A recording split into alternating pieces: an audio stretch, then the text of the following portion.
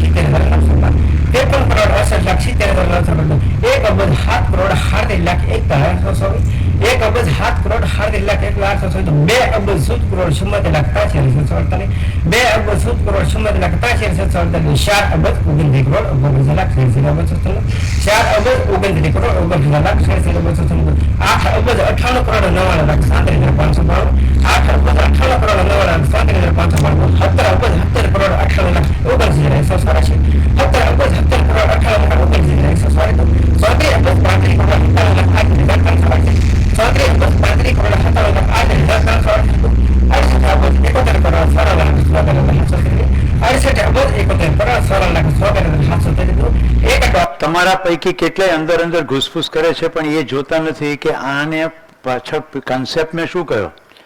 શરીરના કોઈ અંગને ચલાવવાનું એકવાર વ્યક્તિ નક્કી કરે, એ બ્રેઇન છે, પ્રોસેસર છે, હાથ છે, સ્વરયંત્ર છે, હું તમને જુદું જુદું વિડીયોના માધ્યમથી બતાવવાની કોશિશ કરું છું. અને તમે અંદર અંદર ઘૂસફૂસ કરશો, ચૂકી જશો. બધાની પાસે કેપેસિટી છે. શકુંતલા દેવી ફેમસ થાય છે, એની સ્વીકૃતિ છે કે મારે આ જ કરવું છે. આ છે ગામડિયો, ફોરમેન છે, તાકાત જોઈ દરેકને બબ્બે વડે ગુણતા જાય છે. કેટલો આંકડો યાદ રાખવો અને ગુણવો. હું તો એમ કહું કે આને કવિતાની જેમ રાખ્યું હોય ને તો આટલું યાદ રાખવું.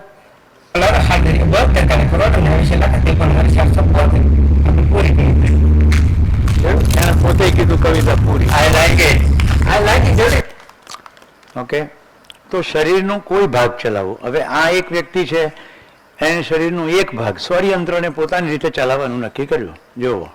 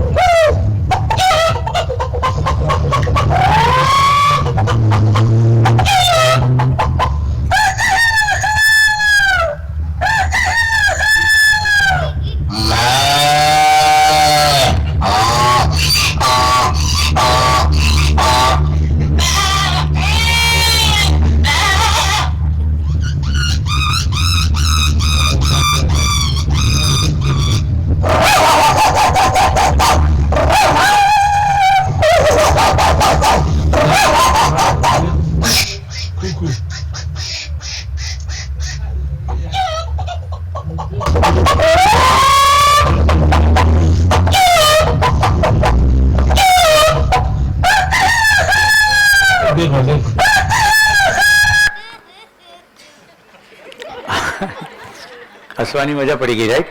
પણ એટલો ખ્યાલ આવે તમને કે શું થઈ રહ્યું છે? શરીરના એક અંગને ચલાવવાનું નક્કી કર્યું, સ્વરયંત્ર. હવે આપણી અંદર એ તાકાત છે કે હું જેમ કીધું કે તમે કંઈ પણ જગ્યાએ સંવેદના છે કે કેમ ચકાસવા માટે ત્યાં ધ્યાન લઈ જાઓ તો તમને ત્યાં સંવેદનાની અનુભૂતિ થશે. કાનની બૂટ ઉપર લઈ જાઓ, પગના અંગૂઠે લઈ જાઓ. હવે ખાલી આ સંવેદનાની અનુભૂતિ થઈ રહી છે, મને એ અંગ ચલાવવું હોય તો હું જો ફોકસ કરું તો ચલાવી પણ શકું. હવે એક બેન બતાવું છું. અહીંયા કોઈ બાળકોને હસતા રોકશો નહીં, ને તમે તમારી જાતને હસતા રોકશો નહીં. હસવાની કંઈ વિરોધ વાંધો નથી, ખાલી ઘૂસપૂસની એવું ના પડવું. તમે હશો ને બાજુવાળાને કાનમાં શું કામ કહો કે એવું બોલે છે, એવું બોલવા જ શું ફેર પડે? તમારું ધ્યાન ખસી જાય. તમારે અહીંયા ધ્યાન રાખવાનું.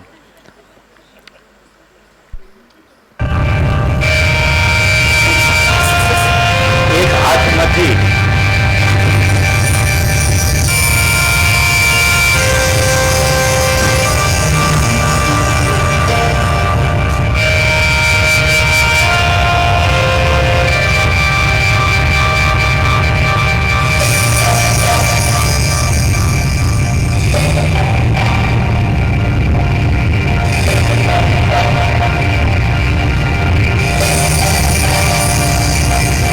હવે જો એક હાથ છે નહીં, હાથને ખભા ઉપર 2-3 જોઈન્ટ વાળો હેન્ડલ છે, રાઈટ? તો જીવન એકવાર નક્કી કરે કે મારે આમ કરવું છે તો શરીરની સીમાની બહાર સુધીની વસ્તુઓને નિયંત્રિત કરવા સુધીની ક્ષમતા ધરાવે. નિયંત્રિત ના કરી શકે, નિયંત્રિત તો અંગને જ કરી શકે, પણ એ આખું એસેસ કરી શકે કે કેટલી મૂવમેન્ટ કરીએ તો કયા જોઈન્ટે કેવી રીતનો ફોર્સ આવશે. ઓકે, અહીંયા હાથ નથી અને સ્ટ્રિંગ ચલાવવાની છે. એ તમે વિડીયો જુઓ, પણ સાથે સાથે આ વસ્તુ ધ્યાન રાખો કે હું પણ આવી જ ક્ષમતા ધરાવું છું.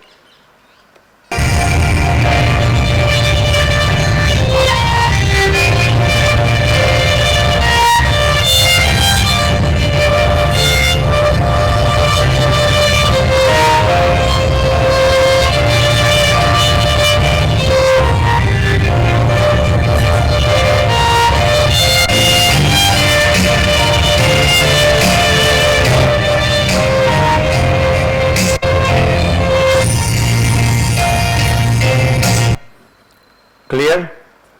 શરીરનો એક પાર્ટ ચલાવો.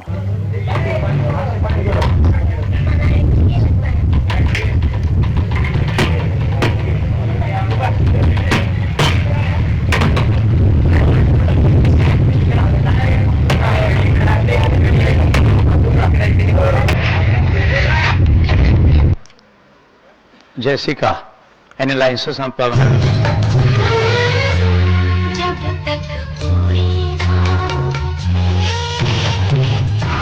એમાંથી કોઈ હાથ નથી.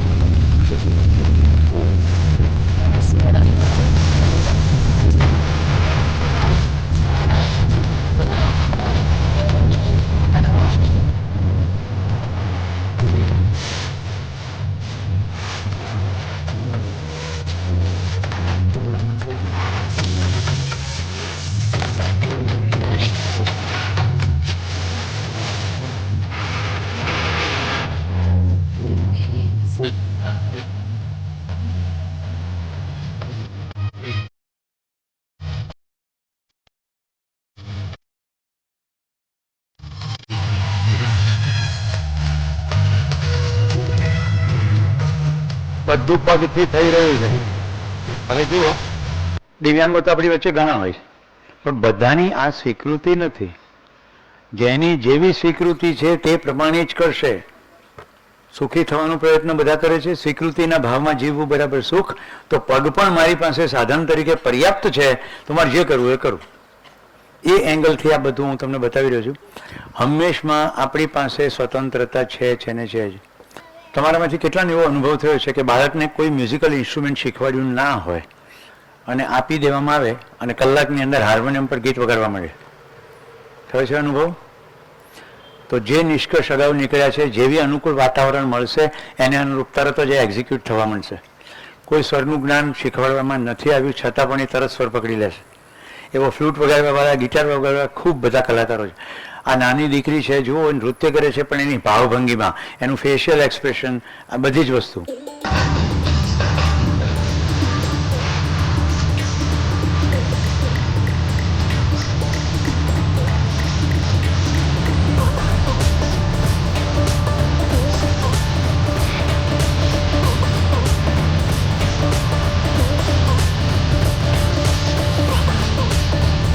એટલે તાલીમનો કાર્યક્રમ થાય ખરો, પણ તાલીમની સ્વીકૃતિ બધાની એક સરખી થતી નથી. શિક્ષકો બધા ધ્યાનથી સાંભળો. અગાઉની જે કંઈ યાત્રા છે, નિષ્કર્ષ છે, અનુરૂપ બાળકો આપણી પાસે આવે છે. એટલે આપણે એ જાણવાની કોશિશ કરવી પડે કે એમની કરંટ સ્થિતિ શું છે. એકાગ્રતાની, સમજણની, વસ્તુને જોડવાની, કનેક્શન કરવાની એ ખબર પડ્યા વગર એક સરખી રીતે બધાને શીખવાડી શકાતું નથી. હવે આ તમે પાર્ટ જો હવે શરીર ચલાવવાનું બતાવું. મારી પાસે ખૂબ બધું છે એટલે હું સિલેક્ટ થોડું થોડું બતાવું છું.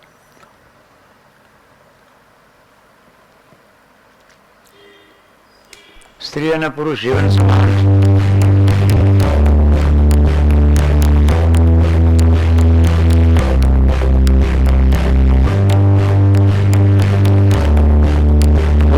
ફાયદો ના થાય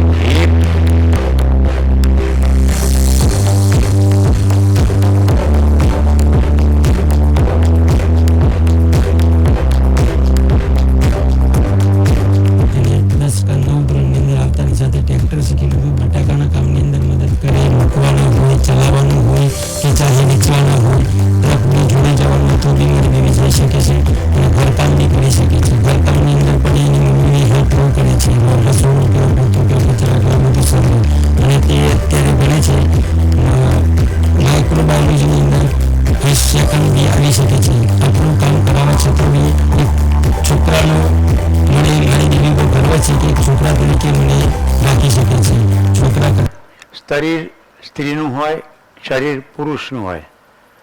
શરીર મર્યાદિત હોય, દિવ્યાંગ હોય, નોર્મલ હોય. શરીર પાવરફુલ હોય, ઢીલું હોય. કોઈ પણ શરીરની સ્થિતિ ઉપર કંઈ જ નથી. જે છે જીવનની પોતાની સ્વીકૃતિ છે, જીવનની પોતાની સંકલ્પ છે, નિષ્ઠા છે, જે પણ છે એ જેવું શરીર છે એનો ઉપયોગ કરીને જે કરવું હશે એ કરશે.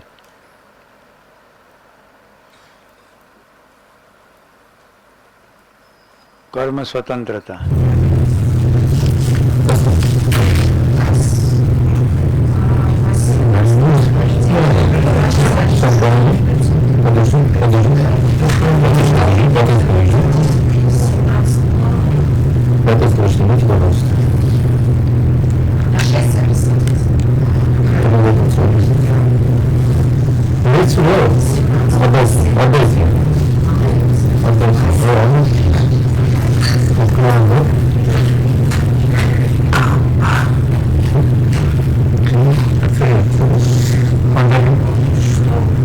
તો મેડિકલ પ્રેક્ટિસીસ, ઓપરેશન્સ આ બધામાં સ્વીકૃતિ ઉપર જ બધો કાર્યક્રમ છે. અમદાવાદ કર્ણાવતી હોસ્પિટલનો પીઆરઓ મારા ગુરુ નંદલાલ ડૉક્ટર નંદલાલ પુરોહિત માઉન્ટેનિયર એનો દીકરો રાત્રિએ મોટરસાઇકલ પર જતો હતો. ટ્રકના કોઈ પતરાએ ખટાક કરતો એની સાથે એક્સિડન્ટ કર્યો, પગ કપાઈ ગયો. ખટારો તો જતો રહ્યો. આ ભાઈ ધીમે ધીમે ઘસડાતા ઘસડાતા એ તૂટલો પગ લઈ આવ્યા અને જતા વાહનોને રોકવાની કોશિશ કરી. એક વાહન રોકાયું, રિક્ષા, એમાં પગ લઈને હોસ્પિટલ પહોંચી ગયા જ્યાં નોકરી કરતા હતા ત્યાં જ. ઓપરેશનના ટેબલ સુધી હોશમાં અને કીધું કે હું માઉન્ટેનિયર છું, મારો પગ સાંધી દેજો, એમ કરીને બેહોશ થઈ ગયા. ડૉક્ટર પણ આશ્ચર્યચકિત હતા, એટલું બધું બ્લડ જતું રહ્યું પણ સ્વીકૃતિ નહોતી બેહોશ થવાની. હવે પહેલેથી જ સ્વીકૃતિ હોય ઘણા તો. મને એવાય માણસો મળ્યા છે કે ઇન્જેક્શનના નામ પરથી ડરતા હોય. નામ ઇન્જેક્શન પડે ત્યાં મળે ધ્રુજવા, કેટલા મોટા હોય તો હોય.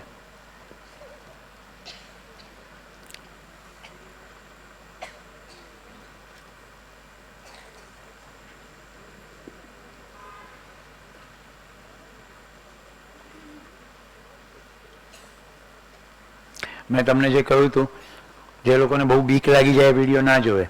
અડધું શરીર કપાઈ જાય, કચડાઈ જાય તો પણ જીવનની સ્વીકૃતિ જો શરીરને છોડવાની ના હોય અથવા ગમે તેવી પીડાને સહન કરવાની સ્વીકૃતિ પહેલેથી જ હોય.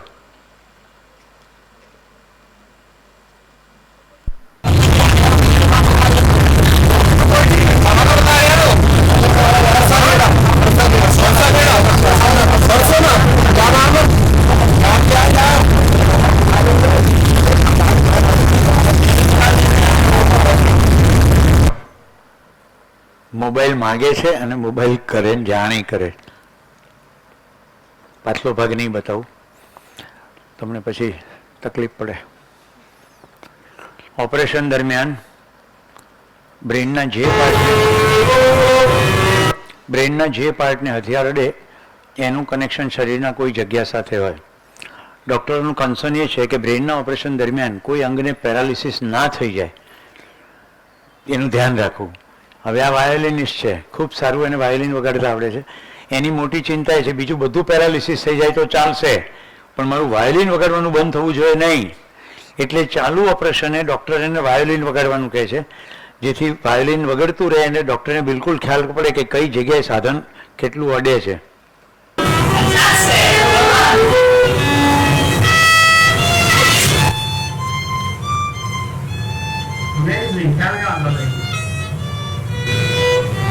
બ્રિટનના છે ડેગમર.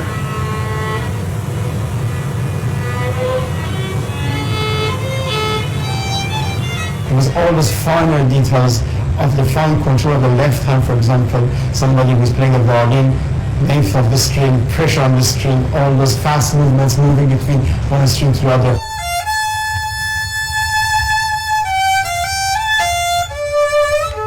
I remember that my bow kept hitting something or someone, and I always just thought, get out of my way, I need to play louder. How much does it mean to you that you can still play the violin? Everything.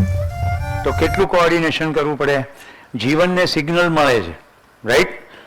તમે જીભમાં જે અડે છે, હમણાં મેં તમને exercise કહી હતી. કેટલા લોકોએ મૌનમાં ચાય પીધી?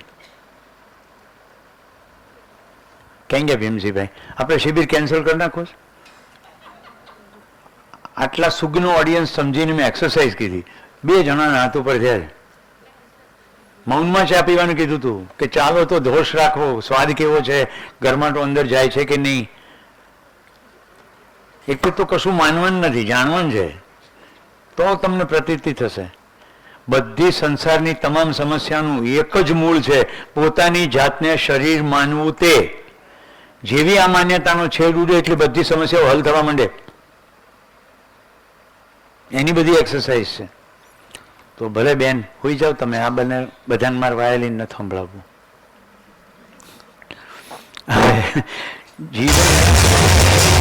જીવન શરીરને ચલાવે છે, તો કયા કયા શરીરને ચલાવે છે જીવન? જેને પાળી શકાય તેવા તમામ પ્રાણીઓને જીવન પરમાણુ ચલાવે છે. પણ પ્રાણીઓના શરીરની સીમા છે, એટલે ત્યાં સુધી માનવાની ક્રિયા છે. પછી જાણવાની ક્રિયા શરૂ થઈ શકે એવી સંભાવના છે.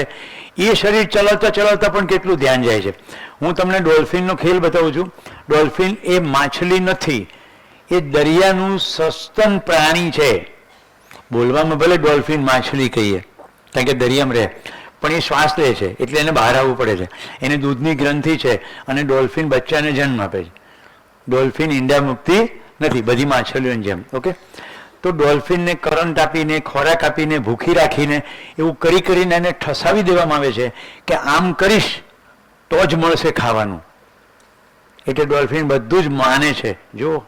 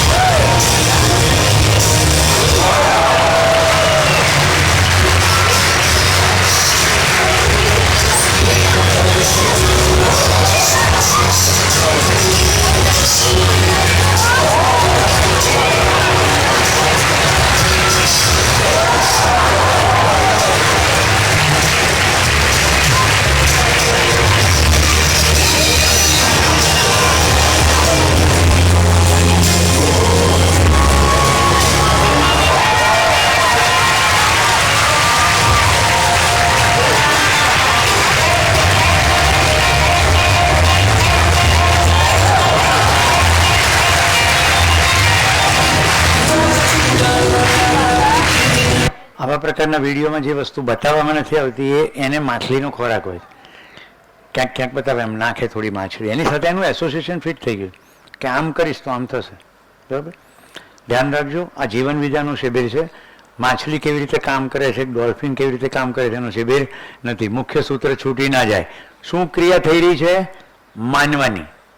શેના આધારે? ભય, આહાર, રાઈટ? આહાર, નિદ્રા, ભય અને મૈથુન જે 4 પ્રવૃત્તિ કઈ એ પૈકી.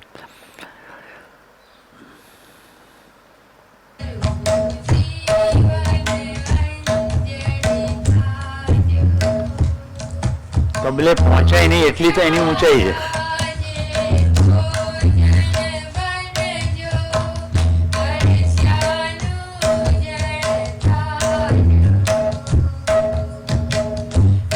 બિલકુલ તાલબદ્ધ રીતે વગાડે, તાલબદ્ધ રીતે ગાય, આવું બધું ઘણું જોવા મળે. બેન કેશ ગણે છે, જો ધ્યાનથી જોજો.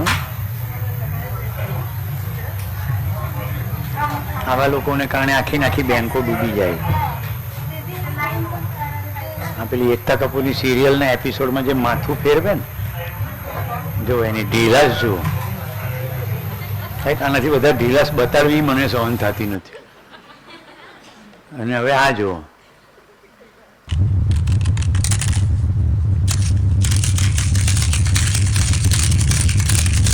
પાંચેય આંગળીનો પ્રયોગ છે, એક નહીં.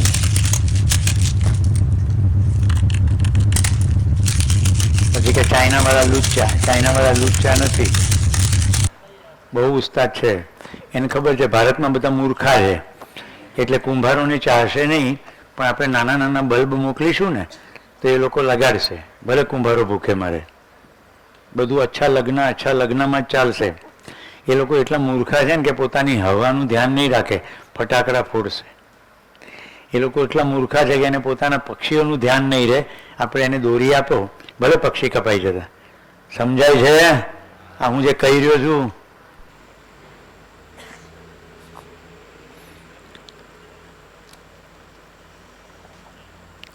હવે કોઈકે પ્રશ્ન પૂછ્યો હતો, એક શરીર ને બે હોય?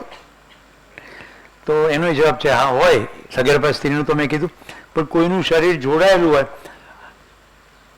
બીજા શરીર સાથે, અને શરીર કોમન હોય અને માથા જુદા હોય, તો જીવન જે છે ચલાવે છે તો બ્રેઇન થ્રુ, બધું બ્રેઇનથી થાય છે.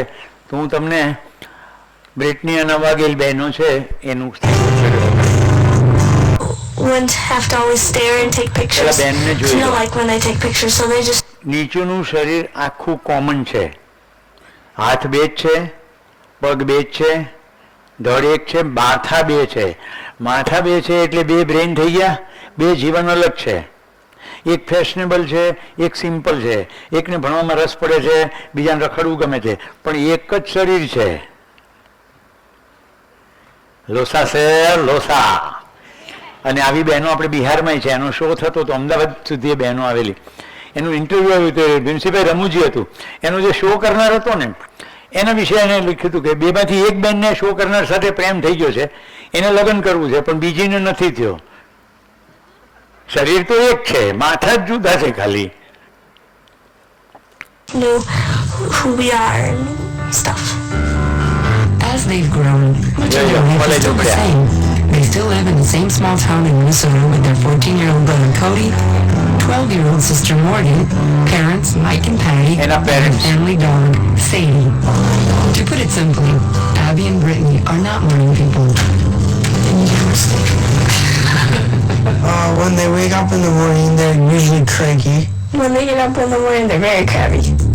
From the moment they start their day, Abby and Brittany are an incredible display of teamwork. From doing their hair to putting on makeup, they appear to be totally in sync. But that doesn't mean they always agree. Believe me, we are totally different people. We usually bargain with each other, like, if you do this, I'll give you that, or we take turns. We take turns a lot. When they first started to drive, it was kind of scary because they would hit the brakes and go too slow and then go too fast and then do... તમને નવેલા આખું તો નહીં બતાડું. બંને એક કોલેજમાં ભણે છે, બંનેની પરીક્ષા થાય છે. એક પેપર લખે ત્યારે બીજીને પાટા બાંધી દેવા પડે. બંનેની અલગ માર્કશીટ બને છે, બંનેના સેપરેટ આઈડેન્ટિટી કાર્ડ પણ છે, કારણ કે બે વ્યક્તિ અલગ છે. ખાલી નીચેનું સાધન વાપરે છે કોમન. જેમ ઘરમાં 4 જણા રહેતા હોય, 4ની વચ્ચે ગાડી એક કોમન હોય, એમાં બે વ્યક્તિને આ ગાડી એટલે હાથ પગની ગાડી કોમન છે, પણ બંને જીવન અલગ છે.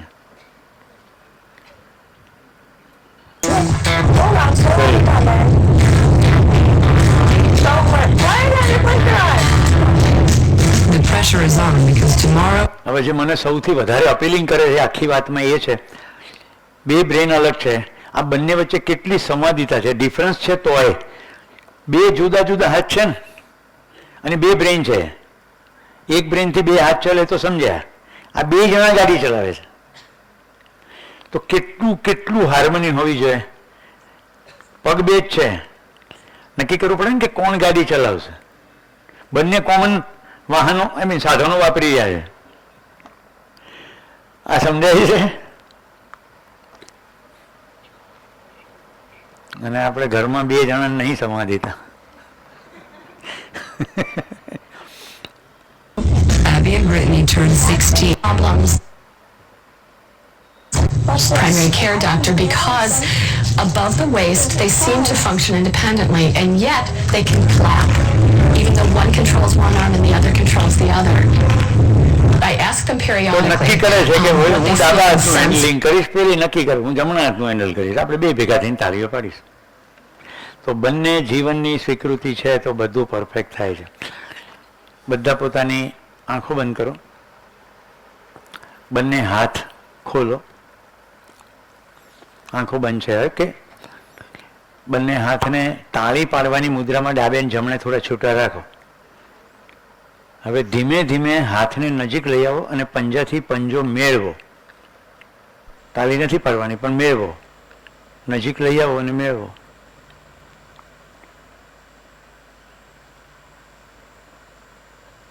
નજીક લઈ આવો અને મેળવો એમ કહું છું હીર. હવે આંખે ખોલી નાખો. કેટલા લોકોને પંજો મેળવવાનું કીધું તો પરફેક્ટ આંગળાથી આંગળા મળ્યા. આમ હોય તો નહીં, પરફેક્ટ આંગળાથી આંગળા. હાથ નીચે, આંખો બંધ, બંને હાથ પહેલાની જેમ જ ખુલ્લા. હાથને નજીક લાવો, આંગળીથી આંગળી મળવી જોઈએ, પહેલીથી પહેલી, અંગૂઠાથી અંગૂઠો. કોશિશ કરો મેળવવાની.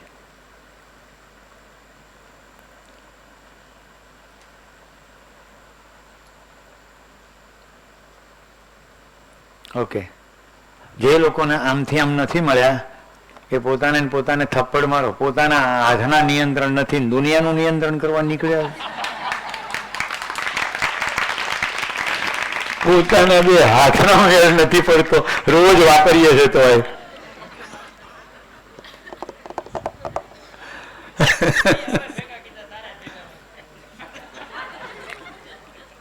એ તો ઠીક. આ બાજુની શૃંખલામાં એક બેને આમ હાથ મેળવ્યા હતા. એટલે હું ગમે તે કહું, જેને જેવું અર્થઘટન કરવું એ સ્વતંત્રતા અકબંધ છે. અને કેટલાકની સ્વીકૃતિ હવે મળે તો હું, ન મળે તો હું. એટલે એક્સરસાઇઝ કરે એમાંય ભલી વાર ના હોય. જેની પાસે નોટ છે એ લોકો એક્સરસાઇઝ બીજી કરો. નોટ ખોલો, એક કોરું પાનું ખોલો.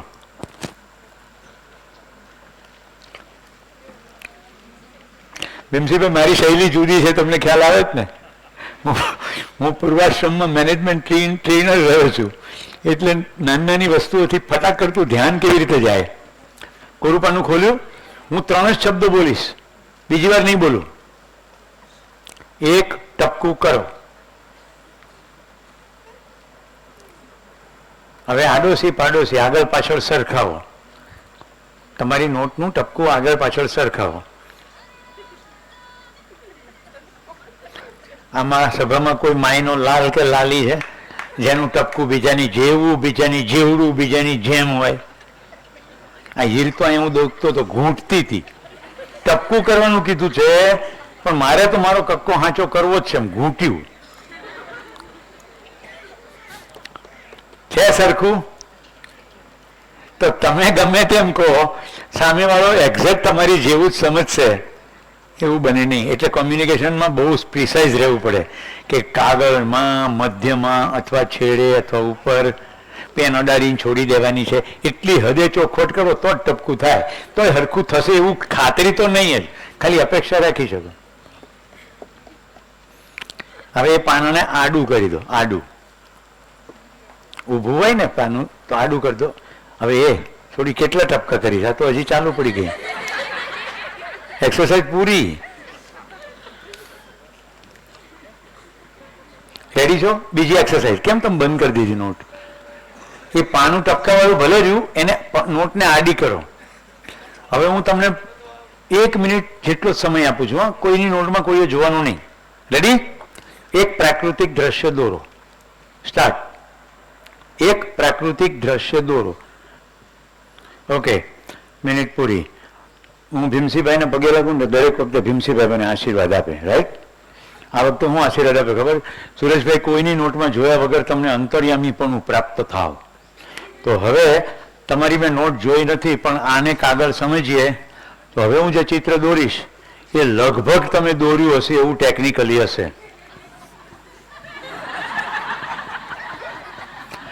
કોઈકની નદી આમથી આમ જતી હોય કે કોઈકની આમથી આમ જતી હોય. કોકે આંબો પાડ્યો હશે, કોકે વળી નાળિયેરી પાડી હશે, એમાં નાળિયેરે લટકતા હોય એવું બને. કેટલાય પક્ષીઓ ઉડાડ્યા હશે. કેટલાક તો જોશીભાઈ જેવા એટલા ધાર્મિક હશે ને, આમ મંદિર કર્યું હશે, વળી ધજા કરી હશે, ઉપર જારીમાંથી પાણી પડતું હશે, શિવલિંગ હશે, અને પછી મંદિર પગથિયા હશે મંદિરના.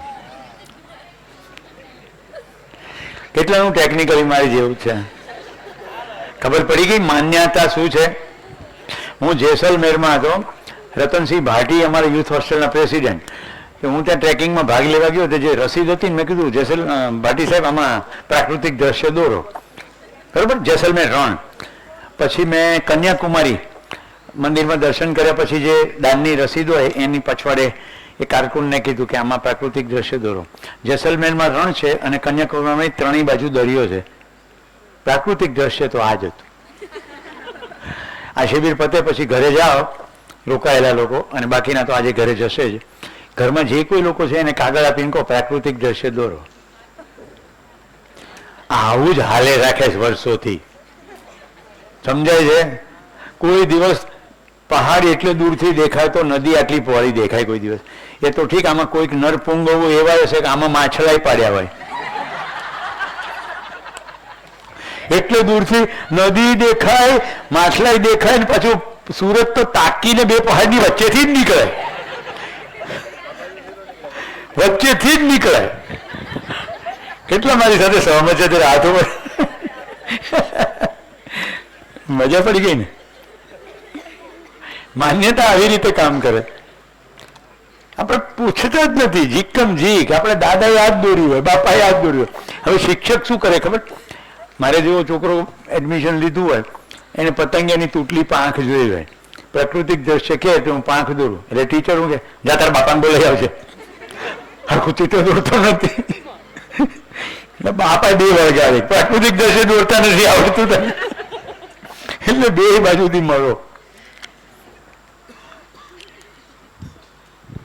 કેટલાના મોજ પડી ગઈ. જે દિવસે આવી રીતે પોતાની મૂર્ખાઈને પોતાની માન્યતા ઉપર હસવાનું આવડી જાય એ દિવસથી સુખનું સરનામું થઈ ગયું પાક્કું. આપણે સ્વીકારવું પડે કે આપણે આમ કરીએ છીએ. સારું. હવે એક્સટેન્ડેડ બોડી એટલે મારા શરીરથી મારા હાથ પગનું તું નિયંત્રણ કરું, પણ શરીરની બહારની કોઈ વસ્તુ.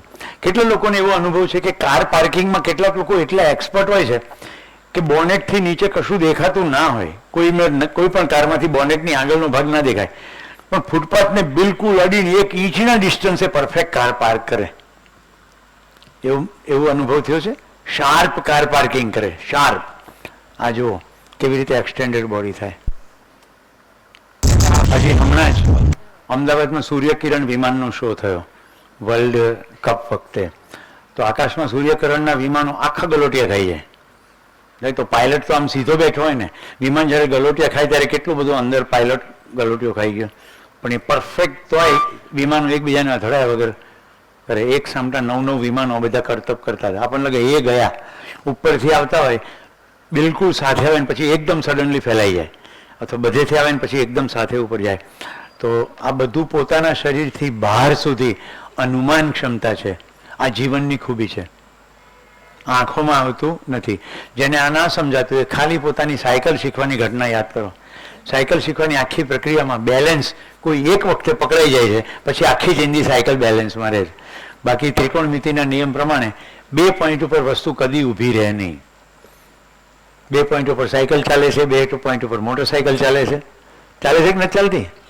કારણ કે એનો ચલાવનાર જે છે એને બેલેન્સની પરફેક્ટ ખબર પડે છે. શરીરમાં ખબર પડતી નથી. આ જીવનનો મહિમા છે. બ્રેન સિગ્નલ આપે છે ખાલી ડાબું જમણું.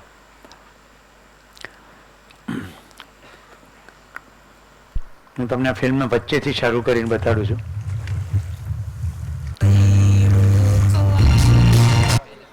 Extended body. તો જીવન આ શરીરને ચલાવે અને હાથીના શરીરને ચલાવે તો હાથી જેટલું મુવમેન્ટ એને કરવાની થાય. મતલબ કે ક્ષમતા મુવમેન્ટની છે. એટલે અનુમાન ક્ષમતા કે આ સાયકલ એક્ઝેક્ટ આવી રીતે આમ જ પોઝિશન ઉપર લેન્ડ થશે એટલી હદે અનુમાન. હાજી ક્વેશ્ચન માઇક આપો. સર તમે કીધું કે ધારો કે બે એક કુસ્તીબાજ છે, બે કુસ્તીબાજ, એક થોડો વીક છે અને એક થોડો બોડી બિલ્ડર છે. બંનેમાં જીવન છે. તો જો પેલો જે નબળો કુસ્તીવાળો હોય એનું જીવન એ ડિસાઈડ કરે કે મારે આને હરાવવો છે, તો એ પોસિબલ છે? હા, સાધન પણ કેપેબલ જોઈએ. હરાવો નક્કી કરે પણ સાધને કેપેબલ જોઈએ ને. સાધનમાં ક્ષમતા જોઈએ ને. હાથથી કુસ્તી કરવાની છે તો હાથમાં તાકાત જોઈએ ને. મસલ તૈયાર જોઈએ, ખોરાક જોઈએ. પણ એવું જોવા મળ્યું છે કે મસલ તૈયાર ના હોય, શક્તિ ના હોય, પણ એક તબક્કે જો જીવનની સ્વીકૃતિ થઈ ગઈ તો એ વીક સાધનથી પણ જીતી શકે. હું એક પ્રસંગ કહું છું. આ પ્રસંગ ઓટોમેટિક ઝડપાઈ ગયો વિડીયોમાં. અમેરિકામાં વોશિંગ્ટન ડીસી એનું કેપિટલ હિલ, એક માજી એની સાથે એક આયા અને બાળકને લઈને રોડ ક્રોસ કરવા માટે ઊભા છે. એ માજીને સ્પોન્ડિલોસિસની બીમારી છે એટલે એમનો પોતરો એ છોકરાઓને સાથે લઈને નીકળ્યા હતા એટલે આયાને સાથે રાખી હતી. માજીને ડૉક્ટરી સૂચના છે કે ચોપડી પણ નહીં ઉપાડવાની. સિગ્નલ થયું અને આ લોકો ચાલવાનું શરૂ કર્યું. એવામાં સડનલી છોકરો દોડવા માંડ્યો. હવે સિગ્નલમાં તો ચાલવાનું નથી, ગ્રીન હોય ત્યારે જવાનું છે ને. તો છોકરો દોડવા માંડ્યો અને એક ગાડીની નીચે આવી ગયો એવું લાગ્યું. પેલા માજી દોડ્યા અને બોનેટથી કારને ઊંચી કરી નાખી. હવે એક ટુરિસ્ટ અમેરિકા ફરવા નીકળ્યો, આમ ગોળ ગોળ ગોળ ગોળ કેમેરા ફેરવતો હતો. એક્સિડન્ટલી આ વિડીયો આવી ગયો અને આ વિડીયો મેં બીબીસીની અંદર જોયો. માનવીય ચેતના નહીં, ચમકારા શું છે એની ઉપર જ આખી ડોક્યુમેન્ટરી હતી. આટલી બધી તાકાત ક્યાંથી આવી? લંડનથી વિમાનના પૈડા વચ્ચે બે માણસો ગેરકાયદે પ્રવાસ કરવા નીકળ્યા. ભારતથી લંડન ગયા કે લંડનથી બીજે ક્યાં ગયા મને ખ્યાલ નથી. વિમાન લેન્ડ થાય પહેલાં એક માણસ પડી ગયો પૈડા વચ્ચેથી, એટલે એ મરી ગયો, પણ બીજો જીવી ગયો. એની ઉપર રિસર્ચ ચાલતું હતું કે એટલો ભયાનક અવાજ, એટલું ટેમ્પરેચર, એ કેમનો જીવી ગયો? આપણા આર્મી ઓફિસર હનુમંતૈયા બરફની નીચે દટાઈ ગયા હતા 72 કલાક. એમનું હોસ્પિટલમાં અવસાન થયું. બધી વાત સ્વીકૃતિની કરી રહ્યો. આર્મી અમદાવાદમાં છે ને થોડા થોડા સમયના અંતરે ટેટુ થાય છે, મિલિટરી ટેટુ. એટલે ટેટુમાં મિલિટરીના બધા અધિકારીઓ આવે, ટેન્ટ ને બધું હથિયારોનું પ્રદર્શન થાય અને નાના નાના ડેમો થાય. ભારત પાકિસ્તાનના છેલ્લા યુદ્ધ વખતે પાકિસ્તાન તરફ જતા કોઈ બ્રિજ ઉપર ભારતની સેનાના જવાનો જીપની અંદર 4 જણા અને ખૂબ બધું એમ્યુનેશન એટલે દારૂગોળો એ લઈને જતા હતા. અને ભારતની તરફથી કમાન્ડરે સૂચના આપી કે આ બ્રિજ ઉડી જશે, તાત્કાલિક પાછા ફરો. હવે બ્રિજ લાંબો છે અને જો ક્રોસ કરીને પાછા ફરે તો ઉડી જઈ શકે અને બ્રિજ ઉપર વાહન વળે એમ નથી. તો 4 જણા નીચે ઉતર્યા, જીપને ઊંચકી ગોળ ફરી ગયા અને પાછા આવતા રહ્યા. અને આ બાજુ જેવા પહોંચ્યા બ્રિજ ઉડી ગયો. પછી એ જવાનોને મિલિટરી ટેટુમાં કહેવામાં આવ્યું કે આનું ડેમો કરો. ત્યારે જીપ ભરેલી હતી ને ઊંચકી લીધી હતી. ખાલી જીપ 4 જણા ઊંચી ના કરી શક્યા. જીપનું કેટલું વજન હોય? આટલી બધી તાકાત ક્યાંથી આવે? પ્રચંડ તાકાત. તો જીવનની અંદર સ્વીકૃતિ. હું અરુણિમા સિન્હાને મળ્યો છું. આજે રાત્રે ફિલ્મ જોવી છે? અરુણિમા સિન્હા એથ્લેટ, પ્રવાસ કરતા હતા. ગુંડાઓ એની પાસેથી ચેઇન ખેંચવાની કોશિશ કરી કે ગોલ્ડન ચેઇન પહેરી હશે. એને તો ટેનિસ પ્લેયર હતા, મુકાબલો કર્યો તો પેલા ગુંડાએ એને ધક્કો મારી દીધો ચાલુ ટ્રેનમાંથી. એ ટ્રેનમાંથી જેવા કૂદીને પડ્યા એ જ વખતે બીજી ટ્રેન પસાર થઈ એટલે અરુણાબેનનો એક પગ કપાઈ ગયો. હવે જો એમની જીવનની સ્વીકૃતિ જુઓ. આખી રાત હું પાટા ઉપર કણસતી રહી, 40 ટ્રેનો પસાર થઈ અને મારા કપાયેલા પગને ઉંદરડાઓ કોતરતા હતા, કારણ કે રાત હતી. સવાર સુધી બેન બેહોશ થયા નથી. ત્યાં બેઠા બેઠા એને સંકલ્પ કર્યો કે આને મારી ઉપર આવી બળજબરી કરીને મને વીક માને છે, હું એને બતાવી દઈશ, માઉન્ટ એવરેસ્ટ સર કરીશ. જો બદલું લેવાની ભાવના નથી, એ વ્યક્તિઓને બતાવવાની ભાવના નથી, મારી પ્રત્યે આવું કેમ થયું, માઉન્ટ એવરેસ્ટ સર કરીશ એવો સંકલ્પ એમણે ત્યાં કર્યો. આખી ફિલ્મમાં છે એટલે હવે હું તમને નહીં કહું. માઉન્ટ એવરેસ્ટ સર કર્યું એટલું જ નહીં, બીજો સંકલ્પ કર્યો દુનિયાના તમામ શિખરો સર કરીશ, અને દુનિયાના તમામ શિખરો સર કર્યા. હવે રમેશભાઈને ઓર મજા આવશે. મારો કડી યુનિવર્સિટીમાં પ્રોગ્રામ એ વખતે ઓક્ટોબર મહિનો ચાલે. એક કાજલ પટેલ નામની વિદ્યાર્થીની, ખૂબ તેજસ્વી. મેં કીધું તારો પ્રોજેક્ટ હું આપું છું. 8મી માર્ચ મહિલા દિન આવે છે, એ દિવસે અરુણિમા સિન્હા કડી યુનિવર્સિટીમાં જોઈએ, પણ કે હું નથી ઓળખતી. એ બધું તું કર, જો તારો સંકલ્પ દ્રઢ હશે તો અરુણિમા સિન્હા અહીંયા હશે. પછી સંપર્ક કર્યો. બેન તો પહેલેથી બુક થઈ જાય ને, એટલે ટિપિકલી એ દિવસે નહીં પણ બીજે દિવસે એ ગાંધીનગર કડી યુનિવર્સિટીમાં હતા. વાત થઈ ઓક્ટોબરમાં, ઘટના ઘટી 9મી માર્ચ. કેમ શું થયું? એવા ચક્રો થયા કે એમનું પુસ્તક વિશ્વાસનું એવરેસ્ટ એનું વિમોચન ગુજરાતીમાં રાજ્યપાલને ત્યાં થવાનું હતું. યુનિવર્સિટીને આ ખબર પડી, બધા ચક્રો તો ચાલતા જ હતા. અને બેન સવારે પહેલાં યુનિવર્સિટીમાં આવ્યા અને સાંજે એમનું રાજ્યપાલે પુસ્તકનું અનાવરણ કર્યું. બધાને રેકમેન્ડ કરું છું, વિશ્વાસનું એવરેસ્ટ દીકરીઓ તો વાંચવું જ જોઈએ.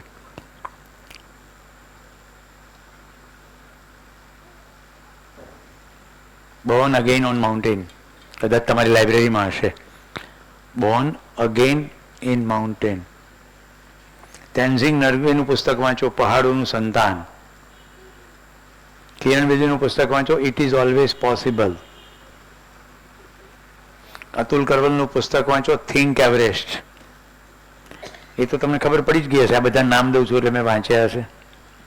જીવનની તાકાત કેટલી છે એના માટે આપણે આ બધું વાંચવું પડે તો આપણને એમાંથી પ્રેરણા મળે. આજે તમે રમેશભાઈના પુસ્તકો વાંચશો એટલે ખબર પડશે, અરે કેટલું મોટા ગજનું કામ બધા કરે છે. તો આપણે શું કરીએ છીએ? થેપલા, ઢેબરા, ફાફડા, ખાખરા, ઢોકળા, આપણે શું કરીએ છીએ? પછી ચાનક ચડે, આવું તો કરીશ જ. જેવું નક્કી કર્યું કે આવું કરીશ એટલે થાય જ. બધા જ રિસોર્સિસ બધા ભેગા થઈ જાય. આજ તો તાકાત છે ચેતનાની, વિચારનું સંક્રમણ. વિચાર પહોંચી જ જાય, એવા જ માણસો મળે. હું આ કહું છું તો ઘણાને વાત મનાતું નથી. હું એમ કહું છું કે હું ટ્રેનમાં પ્રવાસ કરીશ ને તો મારો પડોશી પ્રવાસી એ જ હશે જે મારા લક્ષ્યની દિશામાં મને સહયોગી થાય. પછી બધું સૂજી આવે.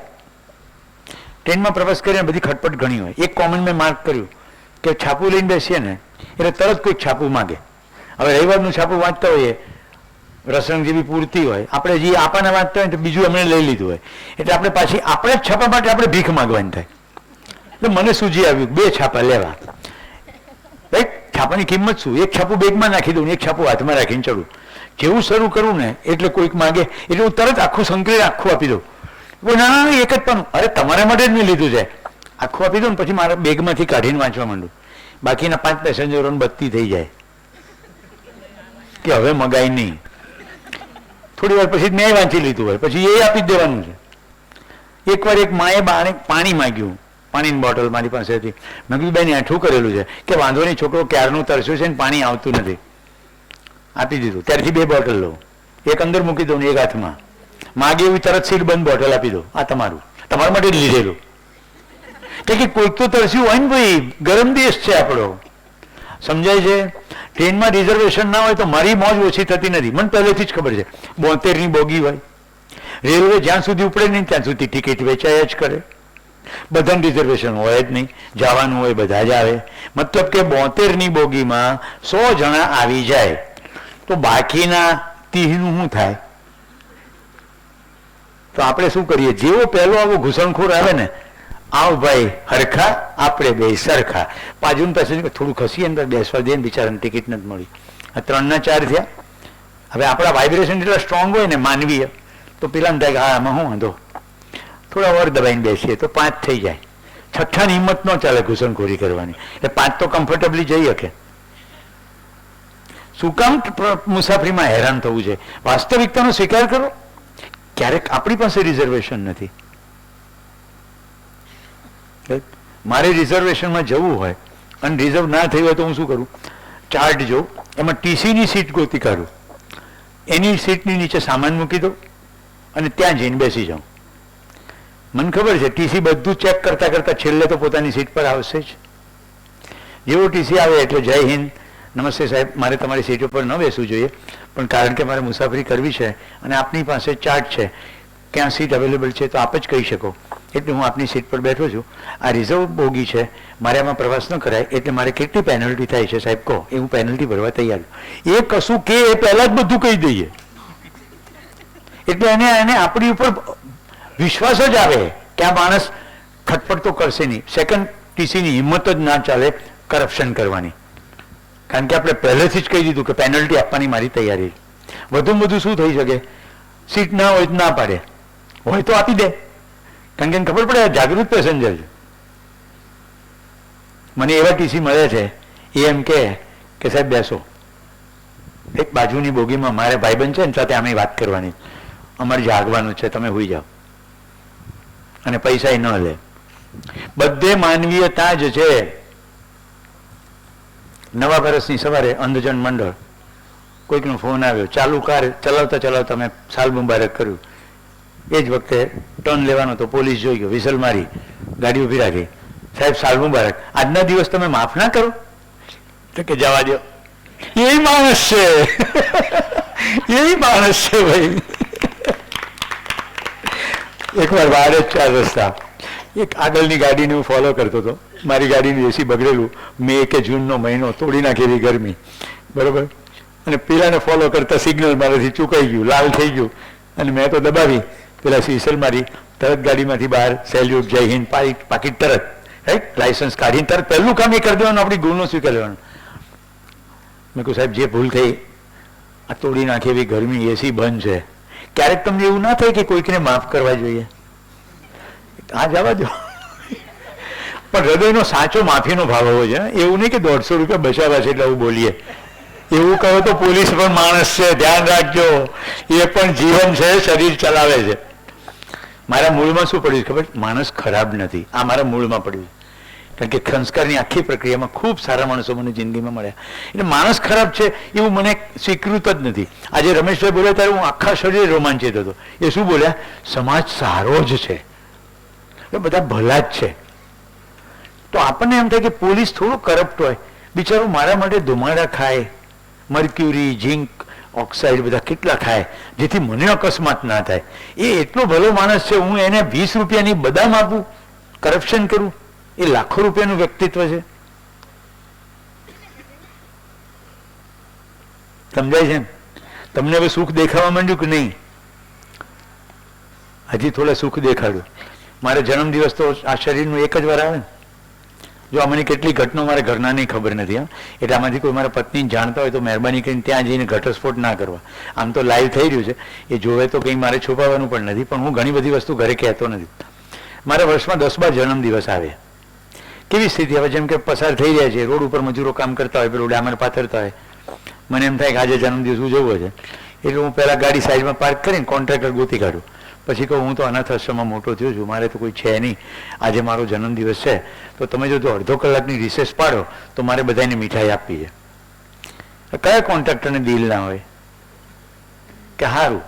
એટલે પછી ગાડી લઈને નજીકમાં જે મીઠાઈની દુકાન ગોતી આવું, થોડું ચવાનું મીઠાઈ લઈ આવું, થોડા પસ્તીના છાપા લઈ આવું. હું ફૂટપાથ ઉપર છાપું પાથરીને બેસું જેથી મારા કપડાં ન બગડે. એની સાથે બેસીને હું મીઠાઈને ચવાનું ખાઉં. એટલે વર્ષમાં 10-12 જન્મદિવસ આવે. રમેશભાઈ SGVPમાં એક ડાયરેક્ટર હતો, સ્વામીજી મારી ઉપર બહુ પ્રસન્ન. એમાં મને જાદરિયું બહુ ભાવે, પોંખનું. એટલે મને મજાકમાં ક્યારેક જાદરિયા ભગત પણ કહે. તો ત્યાં જાજુ જાદરિયું બન્યું હોય ને મારે ગાંધીનગર ઘરે આવવાનું હોય ને એટલે 2 કિલોનું પેકેટ આપે. એ પેકેટ ઘરે ના પહોંચે, રસ્તામાં જેટલા પોલીસને જવાનું મળે વેચતો જાઉં. આજ મારો જન્મદિવસ. ક્યારેક એટલું બધું વેચવાની અનુકૂળતા ના હોય તો છેલ્લે અડાલજની પોલીસ ચોકી, પુરોહિત દાલ બાટી વાળો એની સામે ગાડી ઊભી રાખી દો ને પેકેટ આપી દો. મને બિલકુલ ખબર પડી ગઈ કે આ બધાને કારણે હું છું. કેટલાને ખબર પડે છે બધાને કારણે આપણે છીએ. એટલે સમાજની સેવા કરવી ને એ બીજું કશું જ નહીં, એક માનવ હોવાનું પ્રમાણ છે. અને પોતાના ઘરમાં બેહીને રોટલા ખાવા એ પશુ ચેતના છે. સિમ્પલ. આ ગળે ઉતરી વાત છે ને.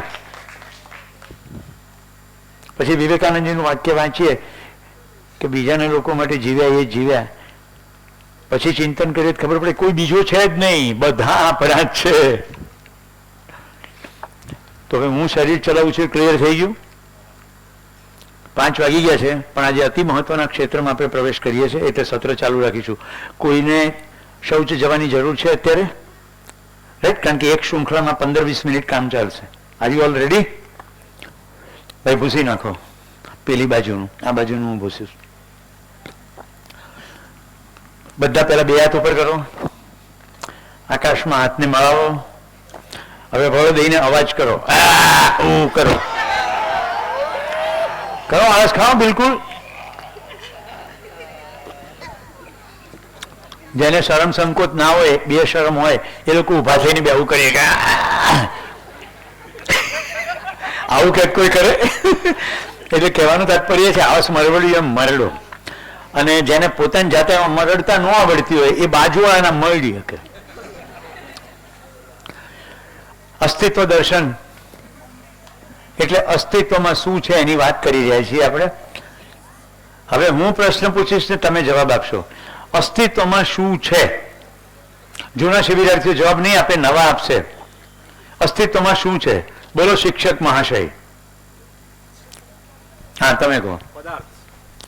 અસ્તિત્વમાં પદાર્થ છે એટલે અવસ્થા શબ્દ લખું તો પદાર્થ અવસ્થા છે. બીજું શું છે?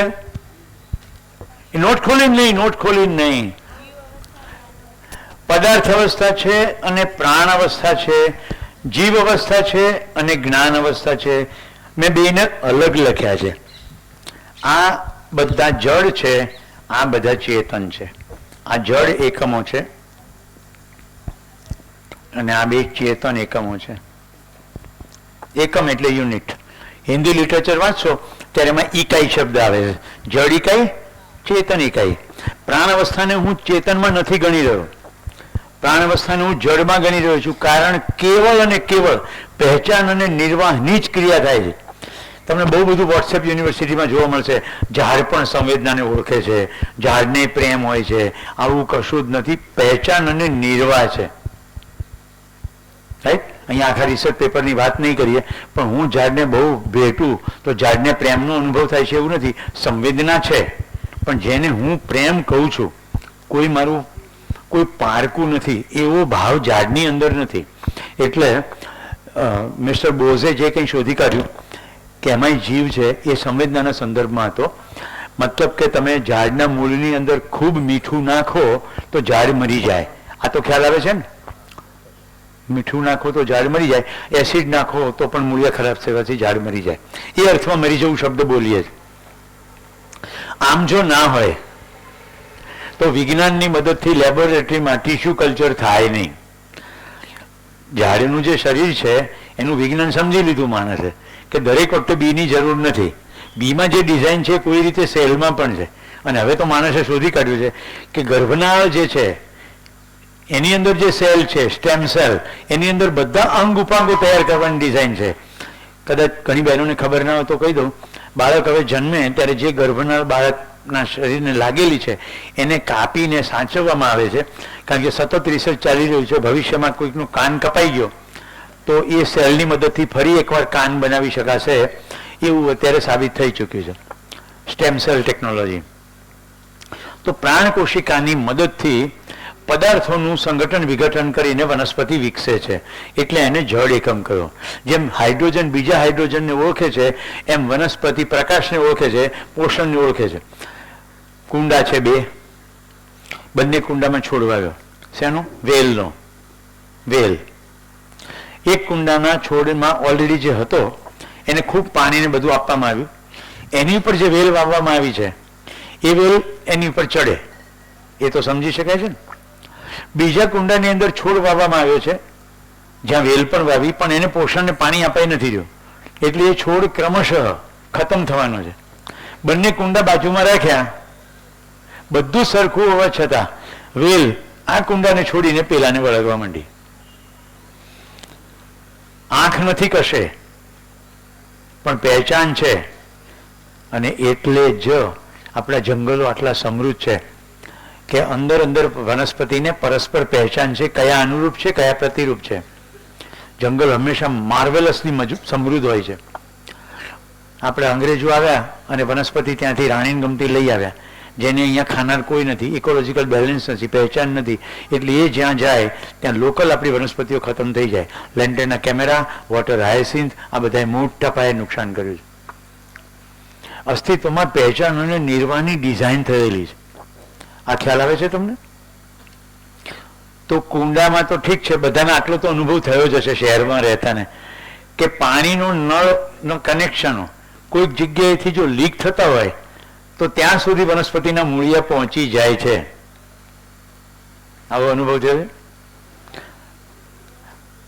ટાંકીની અંદરથી વડ અને પીપળા નીકળ્યા જોયા છે? ટાંકીના નળના જે કનેક્શન હોય ને એના જે કનેક્શનની આજુબાજુ વડ પીપળા જોયા છે? પહેચાન અને નિર્વાહ, જે તરફ પાણી આવતું હોય ને મૂળ એ તરફ જાય. કુંડાની અંદર છોડવાઓ આ પ્રયોગો થયા છે. કુંડામાં સાઈડમાંથી કાણું પાડીને સીપર મૂકવામાં આવે. મૂળ તો સીધું જવું જોઈએ ને, આમ તો સીધું જાય, પણ પાણી આ તરફ છે ને તો કેટલાક મૂળિયા અંદર જતા રહેશે એ તરફ જ. કેવી રીતે મૂળને ખબર પડે છે? પહેચાન અને નિર્વાહ. એક હાઇડ્રોજન બીજા હાઇડ્રોજનને ઓળખે છે અને હાઇડ્રોજન વાયુ બને છે. એમ જ પ્રાણ અવસ્થામાં આ જળ એકમો કામ કરે. જીવન, જીવ શરીર ચલાવે છે અને માનવ શરીર પણ ચલાવે છે. આટલું ક્લિયર છે? મેં અહીંયા કહ્યું છે અસ્તિત્વમાં અવસ્થા છે. બીજું અસ્તિત્વમાં શું છે? પહેલેથી જગ્યા રાખી છે, બીજું શું છે?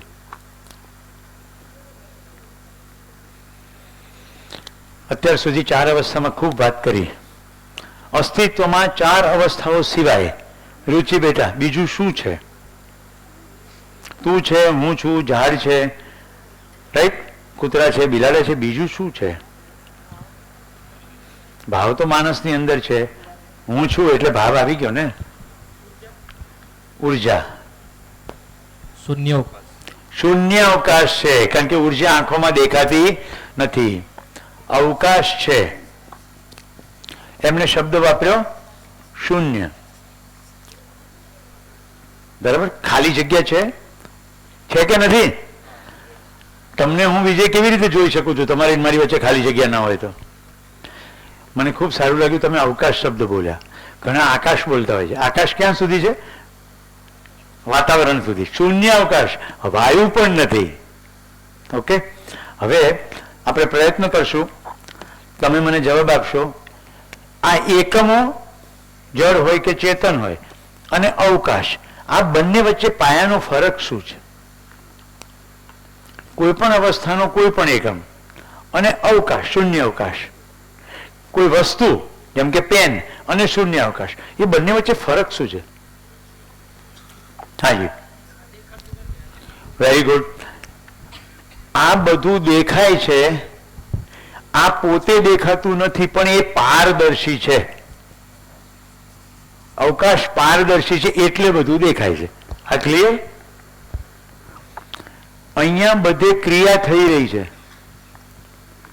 પદાર્થની અંદર ગતિશીલતા, પરમાણુ પોતાની ધરી ઉપર, પરમાણુની અંદર અંશો નાભીમાં પોતાની ધરી ઉપર અને ફરતે અંશો ઓર્બિટની અંદર વર્તુળાકાર ગતિએ.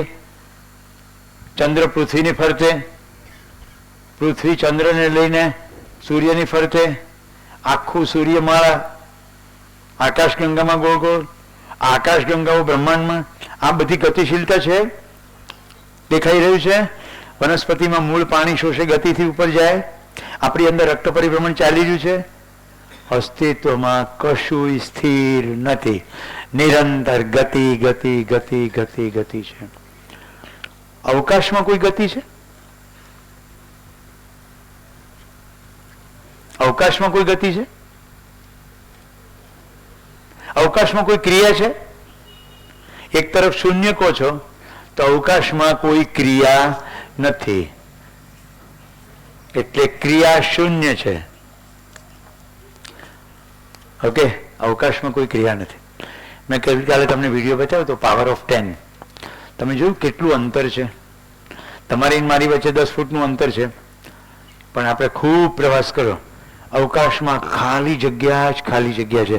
ગ્રહો વચ્ચે કેટલા અંતરો છે? પ્રકાશ વર્ષ જેટલા અંતરો છે. હા કે ના?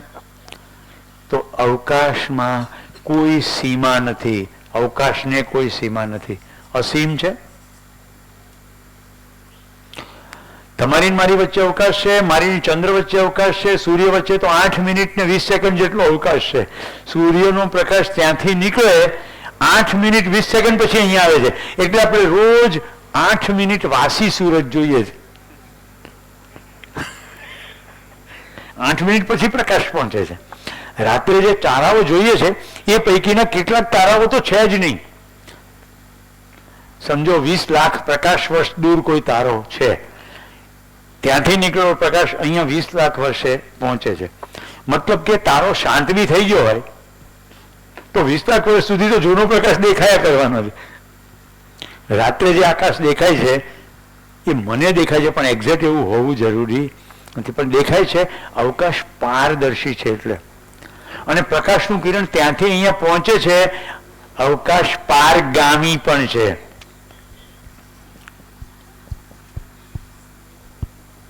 પારદર્શી ને પારગામી ખબર પડે છે? આર પાર. હવે જોજો, હું અહીંયાથી ત્યાં ચાલું, હું આમ ચાલુ, પ્રશ્ન મારો સમજી લો પહેલા. હું આમ ચાલુ ત્યારે અવકાશની અંદર કોઈ ફેરફાર થાય છે? અવકાશ મારી આર પાર છે. પ્રત્યેક પરમાણુની અંદર નાભી અને કક્ષાની વચ્ચે પણ છે. એટલે હું જ્યારે આમ ચાલુ છું ત્યારે મારી અંદર તો ખટપટ થાય છે. અવકાશ સ્થિર છે, એમાં કંઈ ફેરફાર થતો નથી, એમાં કોઈ વિકૃતિ પણ આવતી નથી. એટલે અવકાશ નિર્વિકાર છે. અવકાશ બધે એક સરખો છે કે વિજયની અંદર લાલ કલરનો અવકાશ છે, મારી અંદર પીળા કલરનો અવકાશ છે, ક્યાંક ઘટ્ટ અવકાશ છે, ક્યાંક પતળો અવકાશ છે, એવું છે? અવકાશ બધે એક સરખો સમાન છે.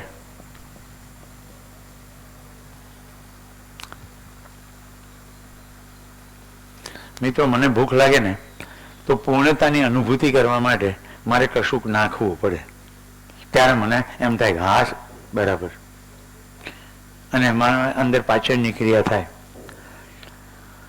અવકાશનું જે ગુણો છે એવા માટે અવકાશને કશી વસ્તુ એડ કરવાની જરૂર છે કે ભાઈ અવકાશ પારદર્શી છે ને પારગામી છે, આટલું એડ કરીએ તો જ થાય? અવકાશમાં કશું એડ કરી શકાય છે? અવકાશમાં વસ્તુઓ છે, પણ એવી કોઈ જગ્યા છે કે જ્યાં અવકાશ ના હોય?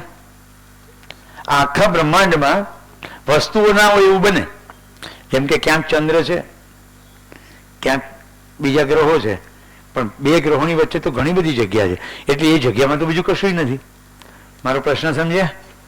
આખા અસ્તિત્વમાં એવું કોઈ સ્થાન છે જ્યાં અવકાશ ના હોય? સર્વત્ર છે, સમાન છે, નિત્ય છે. અવકાશમાં કોઈ વિકાર થતો નથી, શુદ્ધ છે. અવકાશનું અવકાશ હોવું એના માટે કશી વસ્તુની એને આવશ્યકતા નથી, એટલે પોતાની અંદર જ એ પૂર્ણ છે. અવકાશનું અવકાશ હોવું એના માટે બીજું કંઈ એડ કરવાની જરૂર નથી, પોતાનામાં પૂર્ણ છે. હવે મિત્રો, આ પંખા ઉપર જુઓ, કોઈ પણ પંખો જુઓ, આ પંખોને ગોળ ગોળ ફેરવવો હોય તો મારે વીજળી નામની ઉર્જા આપવી પડે કે નહીં? આપવી પડે ને. આ ઉર્જા આપું પંખો ગોળ ફરે, નહીં તો પંખો ગોળ ફરે નહીં. આ પરમાણુની અંદર અંશ અવકાશની અંદર હોવા માત્રથી ઉર્જિત છે. ઉર્જા આપનાર કોઈ નથી, હોવા માત્રથી ઉર્જિત છે. એટલે એક સરખી ઉર્જા, સામ્ય ઉર્જા સમગ્ર જગ્યાએ ઉપલબ્ધ છે. આ પરમાણુની અંદર ગોળ ગોળ ફરે છે, આ પૃથ્વી પોતાની ધરી ઉપર ગોળ ગોળ ફરે છે, આખી સૂર્યમાળા ગોળ ગોળ ફરે છે. આટલી પ્રચંડ ગતિશીલતા અવકાશમાં હોવા માત્રથી છે, કારણ કે કોઈ સપ્લાય આપવામાં આવી રહ્યો નથી. છતાંય સ્વયં સ્ફૂર્ત વિધિથી આખું અસ્તિત્વ ઉર્જિત છે. એટલું જ નહીં, સંચાલિત છે, નિયમબદ્ધ છે, નિયમિત છે, નિયંત્રિત છે. આટલા ચહેરાના વૈભવ જુઓ, કોઈ બે ચહેરા સરખા નહીં. આટલા વિવિધ પતંગિયાઓ, આટલા વિવિધ પક્ષીઓ, આટલું બધું જે અદ્ભુત ઐશ્વર્ય ફેલાયું છે, એનો જે મૂળ આધાર છે એટલે એક નામ છે ઈશ્વર.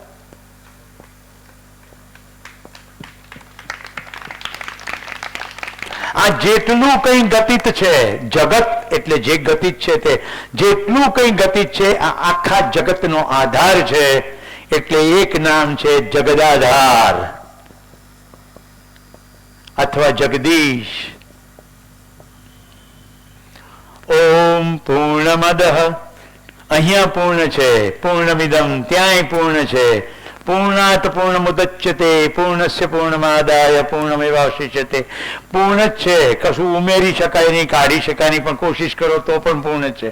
કશું કાઢી લો તોય પૂર્ણ છે બચેલું, કશું એડ કરો તોય પૂર્ણ છે. નિત્ય છે, શુદ્ધ છે, બુદ્ધ છે, સમાન છે. આ શરીરને ચલાવનારો હું પરમાણુ, મધ્યમાં એક અંશ જેનું નામ આત્મા છે, એનાથી પણ સૂક્ષ્મ છે, એટલે એક નામ પરમાત્મા છે. અસીમ છે, ફેલાયેલી કોઈ વસ્તુ માટે સંસ્કૃતમાં શબ્દ છે બ્રહ્મ. ફેલાયેલું છે, એના જેવું કોઈ નથી. એકમેવ અદ્વિતીય છે, એક નામ અલ્લાહ છે.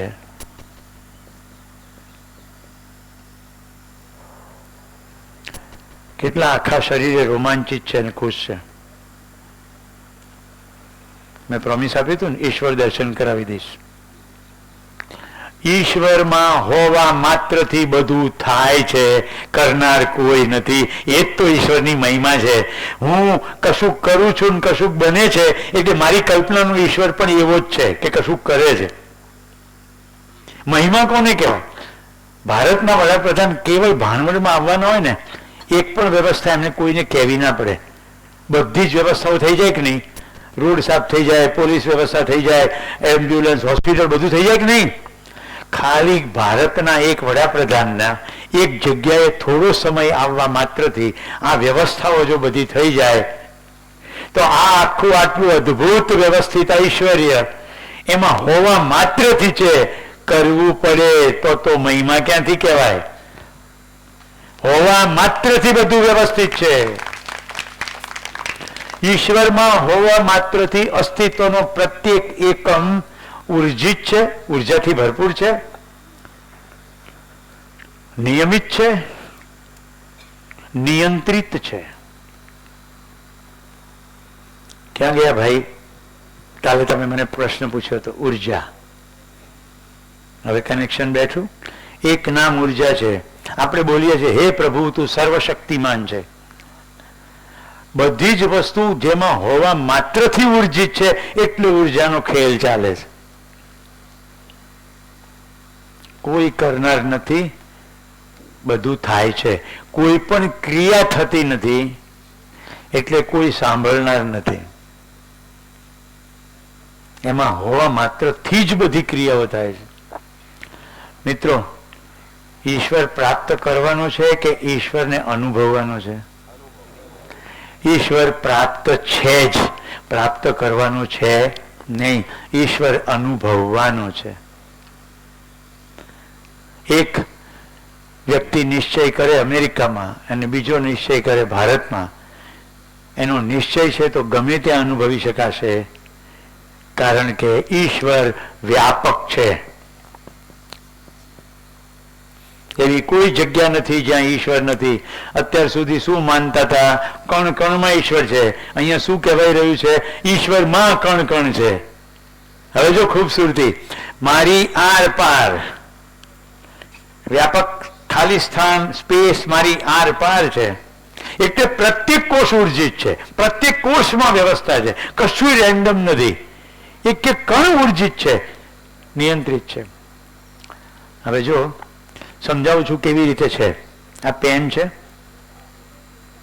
પેનને હું આમ પકડી લઉં બધી બાજુથી તો પેન નિયંત્રિત થઈ જાય કે નહીં? તો પ્રત્યેક એકમની ફરતે વ્યાપક છે એટલે પ્રત્યેક એકમ નિયંત્રિત છે. એની આરપાર છે એટલે પ્રત્યેક એકમ ઉર્જિત છે. અને વ્યાપક ખાલી સ્થાન પારદર્શી છે એટલે પ્રત્યેક એકમ બીજા એકમ ઉપર પ્રતિબિંબિત છે. એટલે પહેચાન અને નિર્વાહની કાર્યક્રમ ચાલ્યા કરે છે. રૂમની અંદર ખાંડના 2 દાણા મૂકો, થોડીક વારમાં કીડીઓ આવી જશે, કારણ કે વ્યાપક પારદર્શી છે. પારદર્શી છે. ખુશાલ મોજ પડી ગઈ. એ તો મજા છે. શિબિરમાં જ્યારે ખૂબ એકાગ્રતાથી આ ચેપ્ટર આવે છે, બધાના શરીરે રોમાંચ થાય છે. ઈશ્વર નિરંતર પ્રાપ્ત છે, પ્રાપ્ત કરવાનું છે જ નહીં. અને કેવી મહિમા!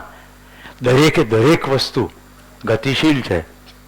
હવે જો ઈશ્વર કેવી રીતે વ્યક્ત થાય છે.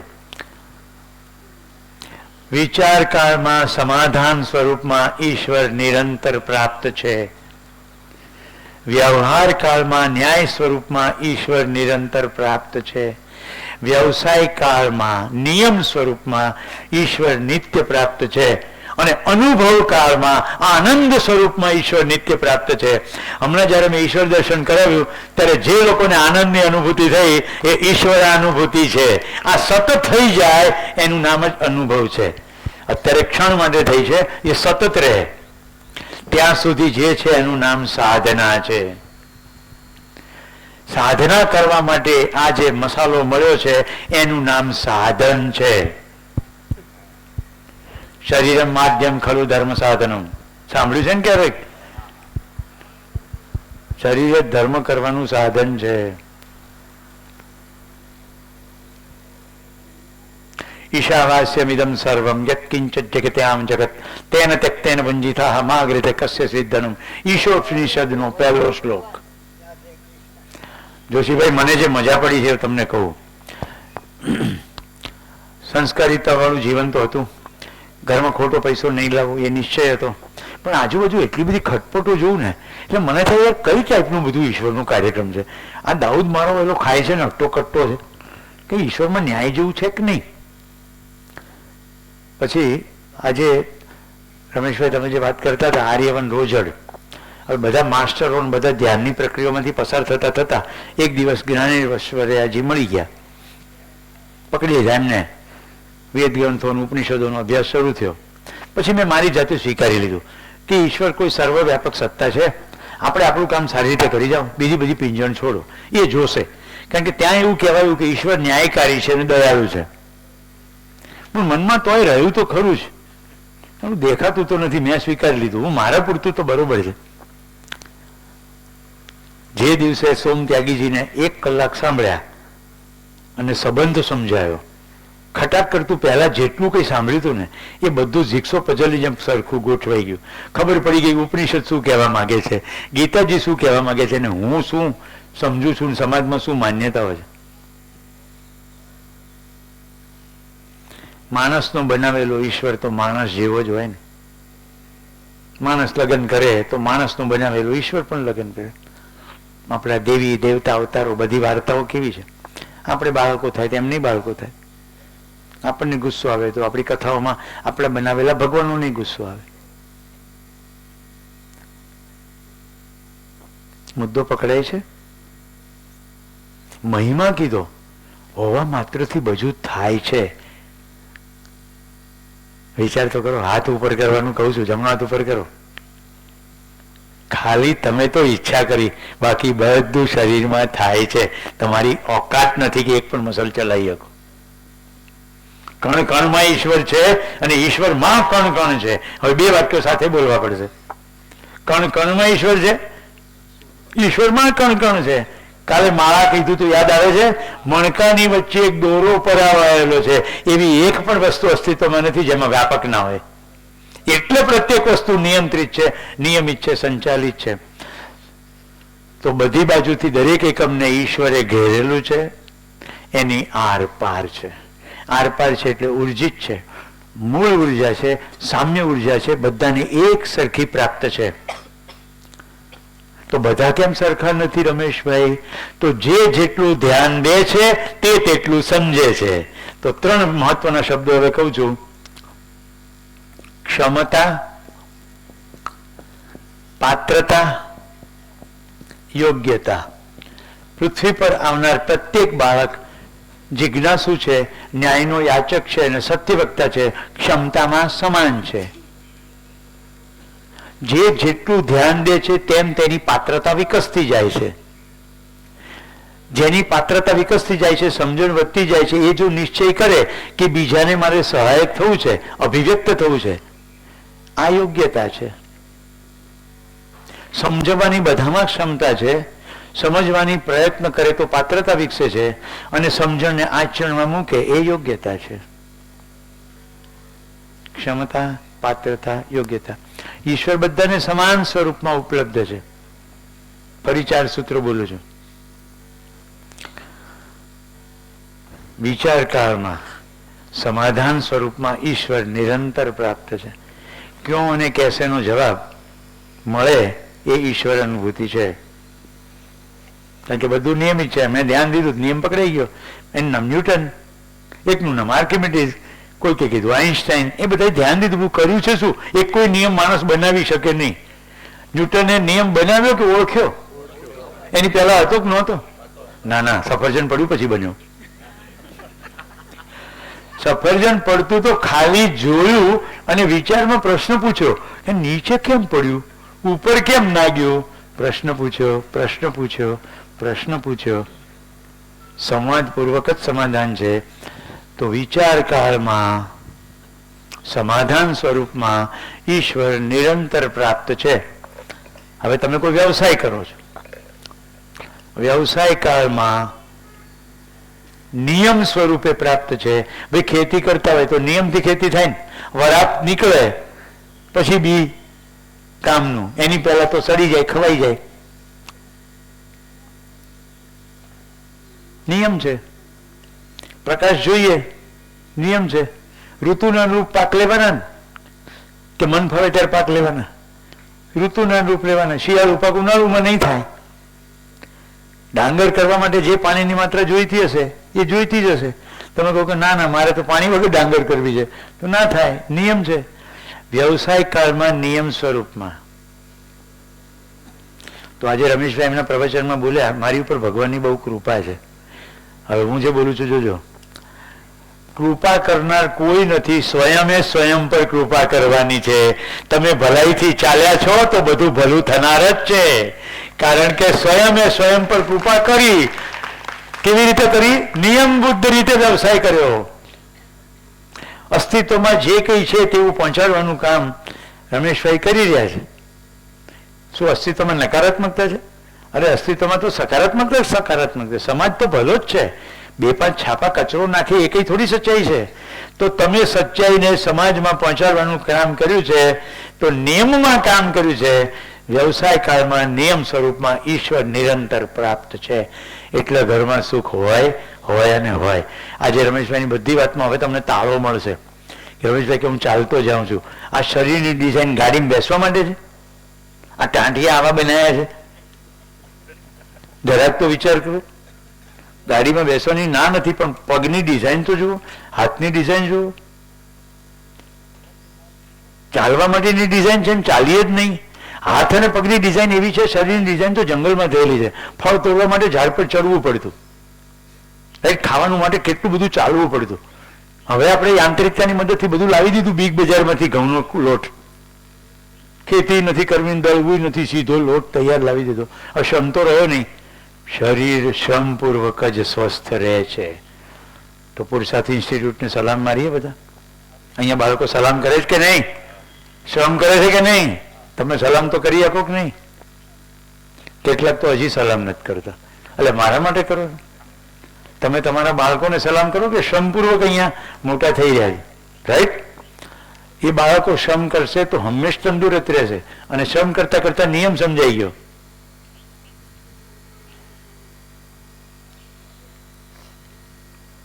વ્યવસાય કાળમાં નિયમ સ્વરૂપમાં ઈશ્વર નિરંતર પ્રાપ્ત છે.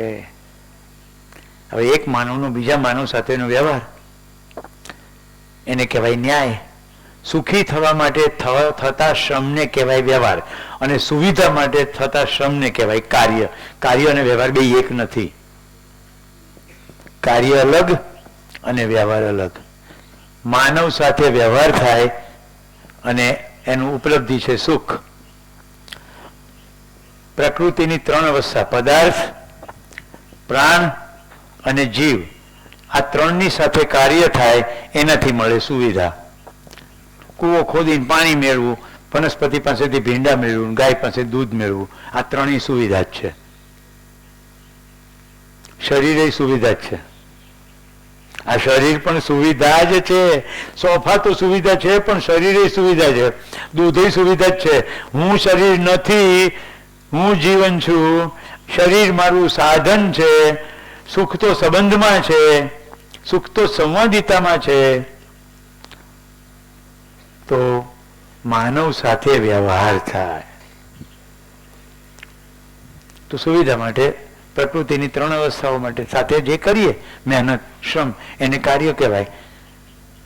માણસ સાથે જે શ્રમ કરીએ એને વ્યવહાર કહેવાય. જે દીકરીઓ મને પીરસે છે, પાર્થવી, ખ્યાતિ, એ લોકો જે શ્રમ કરે છે એને વ્યવહાર કહેવાય, કાર્ય ના કહેવાય. રાંધવાની પ્રક્રિયા કાર્ય છે, પણ જો મનમાં સ્પષ્ટતા હોય કે આટલા મહેમાનોને ભાવપૂર્વક જમાડવા છે, તો હવે એની એ વસ્તુ વ્યવહારનો જ ભાગ છે. હવે તમારે મોટો કૂદકો મારવાનો સમય આવશે. જે દિવસે એવી ખબર પડી ગઈ કે મારા તમામ કાર્યો વ્યવહારનો એક અંગ છે, પછી દરેક કામ કરવામાં મોજ આવશે. ઉત્સવ જ ઉત્સવ, સુખ જ સુખ. કરવું પડે તો કોઈ મોજ નહીં. કરવાની અંદરથી સ્વયં સ્ફૂર્ત ઈચ્છા થાય, કારણ કે ઈશ્વરમાં હોય જ થાય, નિયંત્રિત, નિયમિત, સંચાલિત છે જ. તો તમને એમ થાય કે બધું નિયમિત છે, આ માણસ જ કેમ આવો બનાવ્યો? બનાવનાર કોઈ નથી. ઉત્ક્રાંતિમાં શું થઈ રહ્યું છે હવે જો, ઈશ્વરનો મહિમા બતાવું છું. આટલા સૂત્રોમાં જીવન વિજય શિબિર પૂરો થઈ જાય છે. અસ્તિત્વ, સહ અસ્તિત્વ છે પહેલું સૂત્ર. આપણે એકલા નથી. સહ અસ્તિત્વમાં બીજું શું શું છે? પદાર્થ અવસ્થા છે, પ્રાણ અવસ્થા છે, જીવ અવસ્થા છે, બીજા માનવો પણ છે, અને વ્યાપક પણ છે. તો અસ્તિત્વનો પ્રત્યેક એકમ વ્યાપકના સહ અસ્તિત્વમાં છે. એટલે આ ફિલોસોફીનું એક નામ છે સહ અસ્તિત્વવાદ, કો એક્ઝિસ્ટેન્શિયલિઝમ. સહ અસ્તિત્વવાદ એવું સ્પષ્ટ કરે છે એકલા હોવાનો કોઈ મતલબ જ નથી, કારણ કે એકલા હોવું સંભવ જ નથી.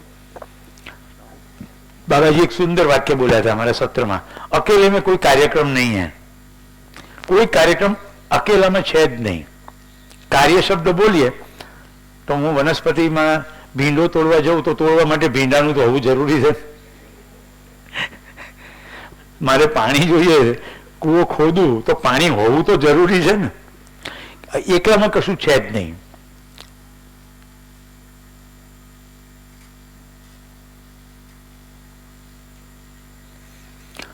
તો વ્યવસાય કાળમાં નિયમ સ્વરૂપમાં, વ્યવહાર કાળમાં ન્યાય સ્વરૂપમાં, અનુભવ કાળમાં આનંદ સ્વરૂપમાં ઈશ્વર નિરંતર પ્રાપ્ત છે. તમને બધાને આ અનુભૂતિઓ થઈ જ છે.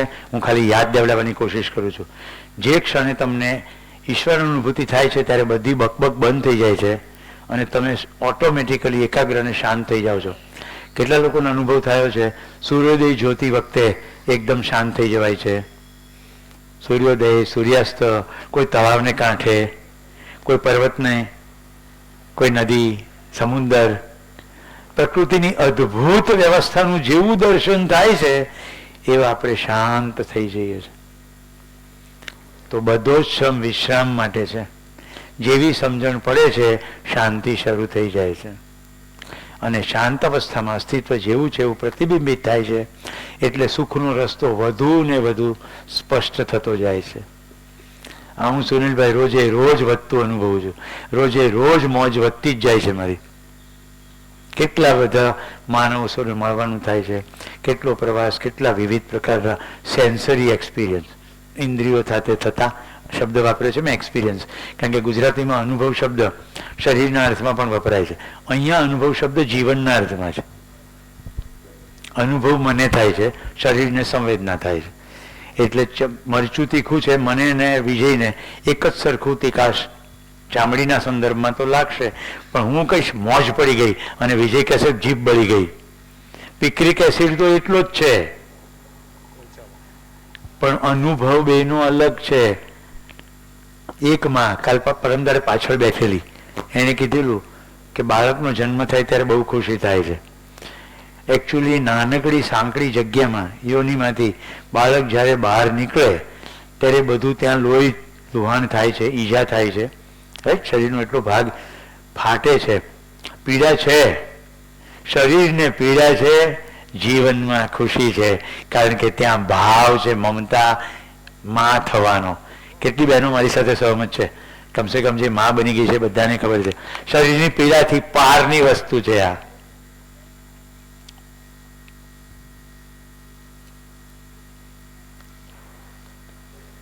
તો અનુભવ કરનાર હું છું, શરીરને અનુભવ થતો નથી. તો ભાષાની આ મર્યાદા છે. તીખું થવાનો અનુભવ એવો શબ્દ બોલીએ છે, અહીંયા અનુભવ કોનો છે? બ્રહ્મનો, અથવા બહુ કોમન અમે બોલીએ છીએ ગોષ્ઠીમાં, અનુભવ વ્યાપકનો છે. આંખોમાં દેખાય છે બધી અનુભૂતિઓ કહો તો જેના થકી દેખાય છે તે અનુભવ.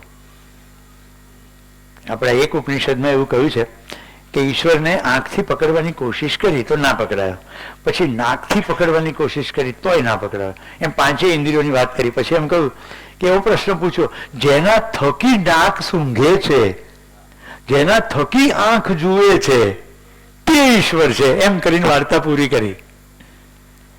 અહીંયા આપણે શું કહીએ છીએ? થકી બોલીએ તો ક્રિયા પણ નથી થતી. એમાં હોવા માત્રથી હું જોઈ શકું છું, કારણ કે ઈશ્વર પારદર્શી છે. પારદર્શી ના હોત તો હું તમને કેવી રીતે જોત? અને પારગામી ના હોત તો હું બોલી કેવી રીતે શકત? પારદર્શી છે એટલે હું તમને જોઈ શકું છું, પારગામી છે એટલે મારું આખું શરીર અફલાતું ચાલે. મેં આ શરીર બનાવ્યું નથી. પહેલું સૂત્ર મેં શું કીધું? અસ્તિત્વ સહઅસ્તિત્વ છે. હવે બીજું સૂત્ર બોલું છું. વિકાસ ક્રમ છે, પદાર્થ છે, વિકાસ ક્રમના ભાગરૂપે પ્રાણ અવસ્થા છે, વિકાસ ક્રમના ભાગરૂપે જીવ અવસ્થાના શરીરો છે, અને વિકાસ ક્રમના ચરમ ઉપર માનવ શરીર છે, અને વિકાસ ક્રમમાં ગઠનશીલ પરમાણુઓ છે, પછી વિકાસ ક્રમમાં ગઠન પૂર્ણ પરમાણુ એટલે હું જીવન પરમાણુ છું. તો વિકાસ ક્રમ છે, વિકાસ છે, લીલય છે અને વડનું ઝાડ છે. એવું નથી કે લીલમાં વિકાસ થતો થતો વડનું ઝાડ તો થઈ ગયું પણ લીલ ગાયબ થઈ ગઈ. જો મજા, વર્તમાનની ખૂબસૂરતી બતાવું છું. છે અને છે. લીલ છે, ગુલાબનો છોડ છે, લીમડાનું ઝાડ છે, વૃક્ષનું મોટું ઝાડ છે. જે એકવાર છે એ છે અને છે. અસ્તિત્વ નિત્ય વર્તમાન છે. તો પહેલું સૂત્ર અસ્તિત્વ સહઅસ્તિત્વ છે. બીજું સૂત્ર વિકાસ ક્રમ છે. ત્રીજું સૂત્ર વિકાસ છે. ચોથું સૂત્ર જાગૃતિ ક્રમ છે.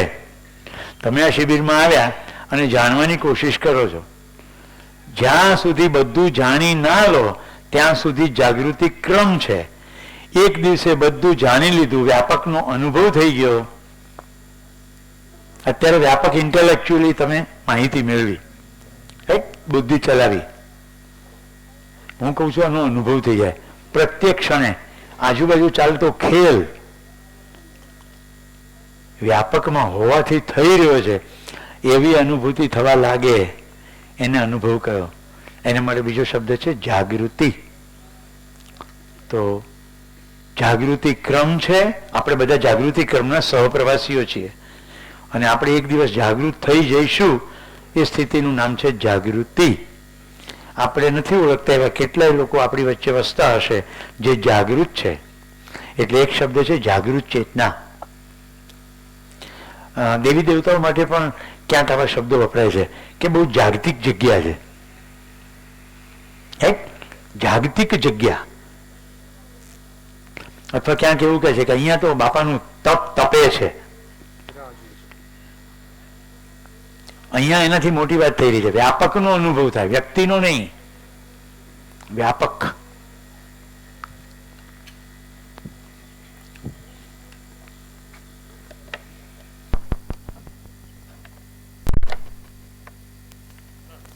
હાજી, માઇક લઈ લો.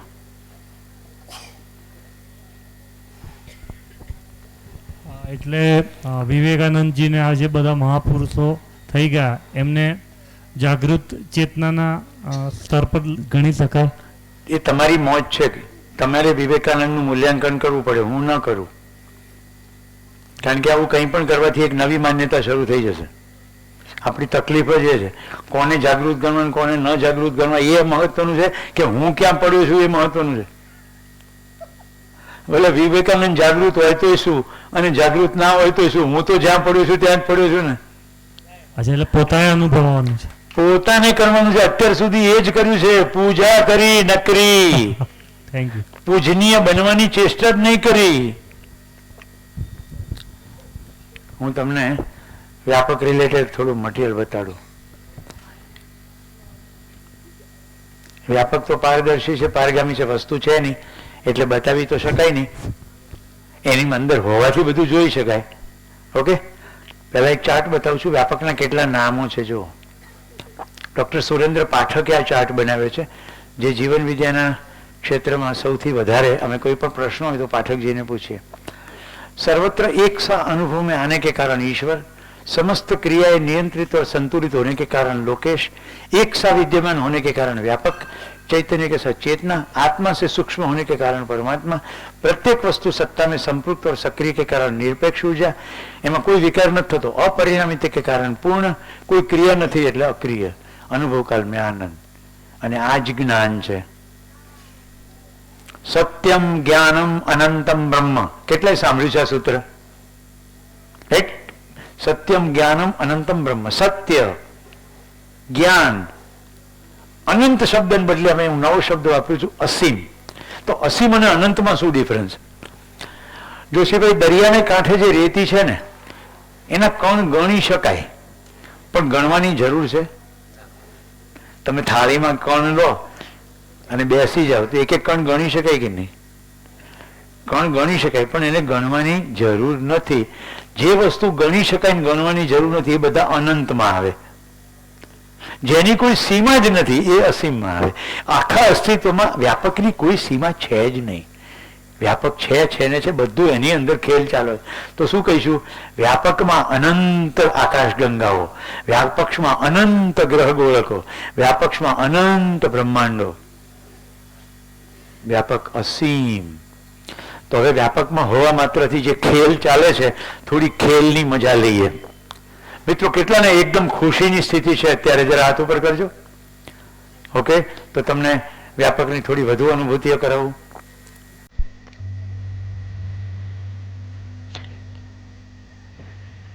હરિ વસુંધરા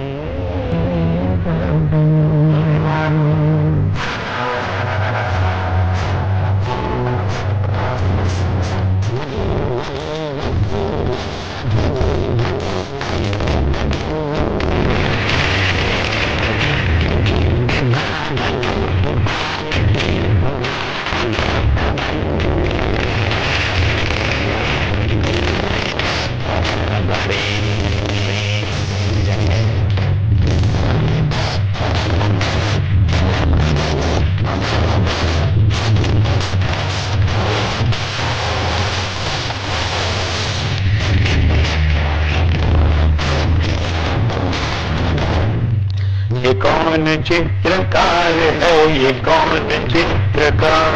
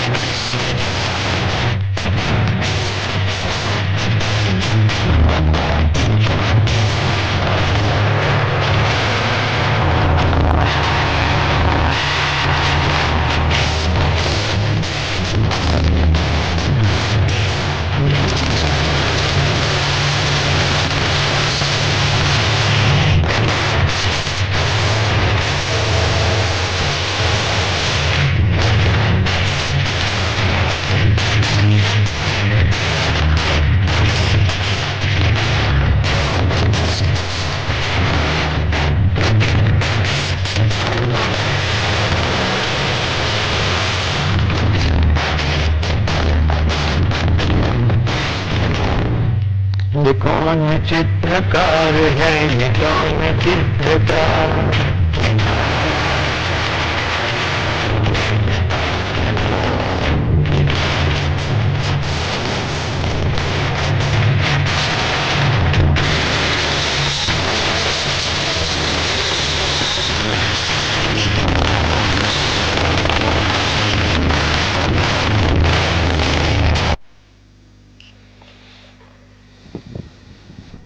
મજા પડી? આપણી આજુબાજુ અદ્ભુત સૌંદર્ય આવી રીતે સતત વિલસી જ રહ્યું છે, જોનારો જ ગાયબ છે. આ ઓરિજિનલ પિક્ચરનું ગીત.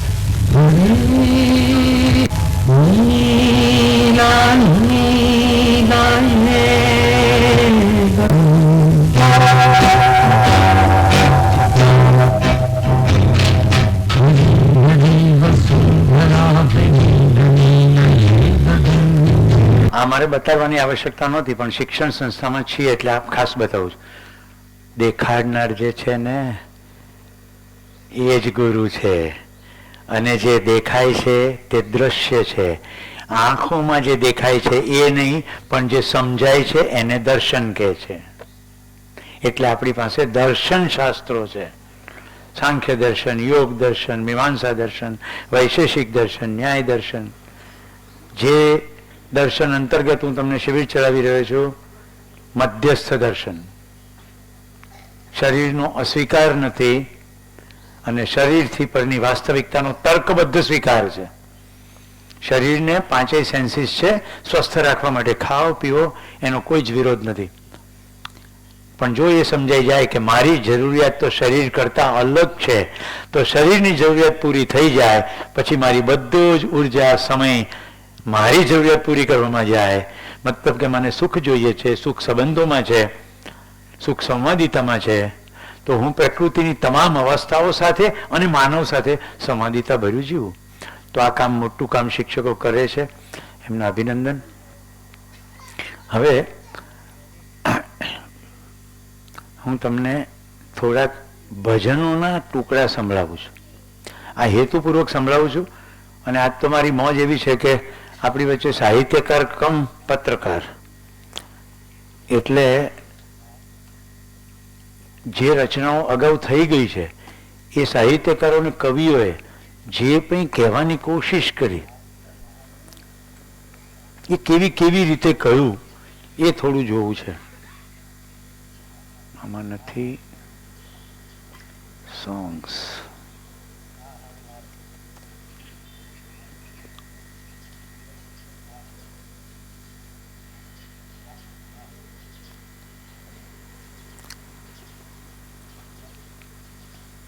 જે શબ્દો સાંભળતા જાઓ, અંદર જોતા રહેજો. હા, જોવાથી જ ફેર પડશે.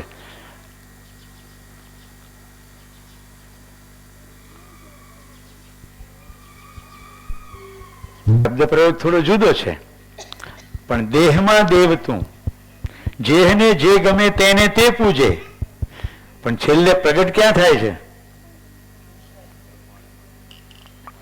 પ્રીત કરો પ્રેમથી પ્રગટ થશે.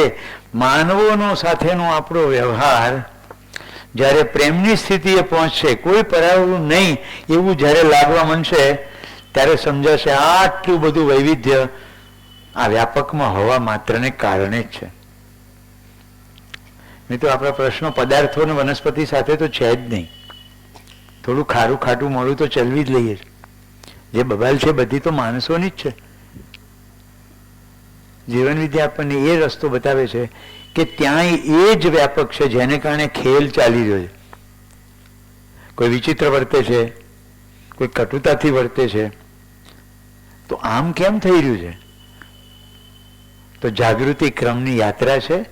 હજી સમજણ વિકસી નથી એટલે તો આમ જ કરે. તો જેવી સમજની સ્થિતિ છે તેવી જ આચરણની ગતિ છે. પ્રત્યેક વ્યક્તિ સમજી શકે છે, સમગ્રને સમજી શકે છે, પણ દરેકનું ધ્યાન સીમિત જગ્યાએ જાય છે. તો જેટલું સમજે છે તેટલું આચરે છે. હવે આવું હું ક્યારે કહી શકું? જ્યારે હું પોતે મારામાં ધ્યાન દેવા માંડું અને પછી બધે ધ્યાન મારું જતું જાય તો મારી અંદર સ્થિરતા આવી જાય. હા ભાઈ, મારું આવું જ છે, તો પછી બીજાનું આવું જ હોય. આ સમજાય છે ને?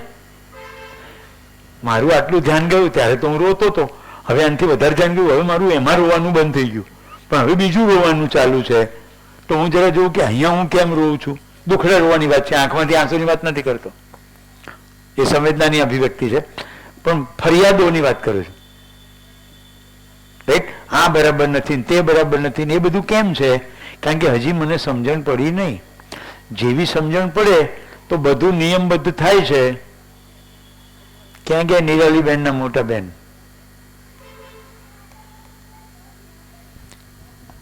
તમે સુખ દુઃખનો પ્રશ્ન કીધો તો ને, ધીમે ધીમે ચોખ્ખું થતું જાય છે કે નહીં? તમને એ ખ્યાલ રહે છે કે મને યાદ રહે છે એવું ધ્યાન ગયું તમારું? મને પેલા ભાઈ ઉર્જાનું કીધું હતું તે યાદ રહ્યું હતું. તમે સુખ દુઃખ તો સાથે હોય જ ને એવું બોલ્યા તે મને યાદ રહ્યું, એવું તમને ધ્યાન જાય છે? હા કે ના તો કયો? એટલે હાય નથી કહેતા, નાય નથી કહેતા. એટલે આજે હાજે અમને ભોજન ન દેતા. ધ્યાન ગયું કે નહીં? હવે કહો, એમને માઇક આપો. અત્યારે હવે શું સ્પષ્ટતા થઈ? આટલી ચર્ચા પછી શું સ્પષ્ટતા થઈ? તમે પહેલા એવું કીધું હતું કે સુખ દુઃખ તો હોય જ ને, હવે અત્યારે શું લાગે છે? નથી બોલવું? બોલો ને. પહેલા એમ લાગતું કે સુખ દુઃખ બેય હોય, પણ હવે એમ લાગે કે ના, એવું ન હોય. તમે બધી વસ્તુમાં પોઝિટિવ ગોતો ને તમારા માઇન્ડસેટને અલગ કરી નાખો તો દુઃખ ના આવે કોઈ દી. પોઝિટિવ નહીં, જેમ છે તેમ જુઓ. એટલે જેમ છે તેમ એક્સેપ્ટ કરી લ્યો ને. અમારે મહેસાણામાં પોઝિટિવ એટીટ્યુડની બહુ મજા આવે. પોઝિટિવ એટીટ્યુડ રાખો ભાઈ, બાપા મરી ગયા, જગ્યા થઈ ગઈ, દવા દારૂનો ખર્ચો બચ્યો. પોઝિટિવ એટીટ્યુડ રાખો, એને પોઝિટિવ એટીટ્યુડ કહેવાય. એવું નથી કે રમેશભાઈ અહીંયા હાજર છે એટલે બધું પોઝિટિવ જ બોલવું. પોઝિટિવ એને કહેવાય જે અસ્તિત્વમાં જે કંઈ છે તેવું સમજાય. રમેશભાઈની પોઝિટિવિટી શું છે? અસ્તિત્વ ભલા માણસોથી બનેલો છે, એ એમની પોઝિટિવિટીની વ્યાખ્યા છે. ખ્યાલ? પોઝિટિવ નેગેટિવ એવું નથી. અસ્તિત્વમાં જે સચ્ચાઈ છે એને પ્રકાશિત કરી એમણે. આપણે બધા ખુશ કે આપણી વચ્ચે રમેશભાઈ આવ્યા, એ આપણી પોઝિટિવિટી. હવે તમે એમ કહો કે રમેશભાઈ તમે બહુ પોઝિટિવ માણસો, સાંજે જમવાનું નહીં આલીએ. પોઝિટિવ એટીટ્યુડ રાખજો ને, ભૂખ્યા ભૂખ્યા જતા રહેજો. જો આ ઉપડ્યા, હજી નથી જવાના પણ.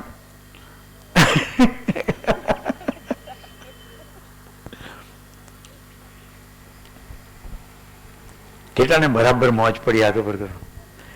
વન્ડરફુલ. 6 વાગ્યા છે, આપણે ગોષ્ઠીનો સમય થાય છે. જાઓ છો? ખરેખર જાઓ છો? બહુ મોજ પડી. Good good good.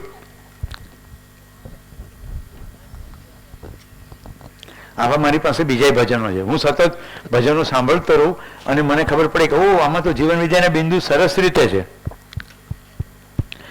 સાધો ભાઈ હરિને હરિ કો દેખા, आप हिमाल और आप खजाना, आप ही खर्चन वाला, आप गली में भिक्षा मांगे हाथ में लेकर प्याला, साधो भाई हरि ने हरि को देखा.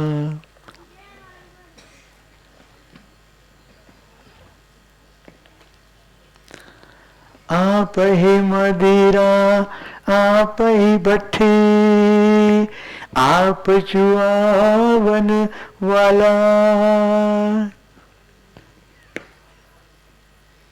आप ही हाथ में प्याला लेके झूमे मत वाला. તો શરાબી હશે ને એમાંય તમને ખ્યાલ આવશે કે એને સમજણ નથી એટલે આ શરાબ પીને ઝૂમે છે, બાકી એને ચલાવનાર મૂળ તત્વ વ્યાપકમાં હોવા માત્રથી જે ઉર્જા છે તે જ છે. તો એના પ્રત્યે પણ દ્વેષ થશે નહીં. મધર ટેરેસાને કોઈએ પૂછ્યું આવતીકાલે યુદ્ધ વિરોધી રેલી છે, તમે આવશો? તો મધર કે સોરી, શાંતિની રેલી હોય ત્યારે મને બોલાવજો, હું યુદ્ધ વિરોધી રેલીમાં નહીં આવું. કોઈનો વિરોધ કરવો નથી, આ માનસિકતા. આ સમજાય છે? યુદ્ધ પણ જે કરે છે એને ખબર નથી પડતી એટલે કરે છે. તો આપણે વાત શાંતિની કરીએ એટલે એને સમજાવી શકાય, નહીં તો સીધો વિરોધ જ છે, ઝંડાબાજી. તો મિત્રો અટકું છું, 6 વાગ્યા છે. પ્રણામ, નમસ્તે. આગળની સૂચના માટે કુશલભાઈ ડિનરની સૂચના આપી દો અને ફિલ્મ એમને બતાવવી હોય તો. અરુણિમાબેનની તો ફિલ્મ તો નાની છે, 30 મિનિટની જ છે, પણ પેલી જે ફિલ્મ ઇનકન્વિનિયન્ટ ટ્રુથ આજે બતાવી શકાશે. માણસોએ ભેગા થઈને અણસમજણને કારણે પૃથ્વીની જે પથારી ફેરવી છે એ અમેરિકાના વાઇસ પ્રેસિડેન્ટની હિન્દીમાં ફિલ્મ છે ઇનકન્વિનિયન્ટ ટ્રુથ. એનાથી તમને આખો વૈશ્વિક સ્તરે ખબર પડશે અને આપણી ભોગવાદી જીવનશૈલીને કારણે આપણે સુખથી કેટલા દૂર જઈ રહ્યા છીએ એ પણ પકડાશે. ધન્યવાદ.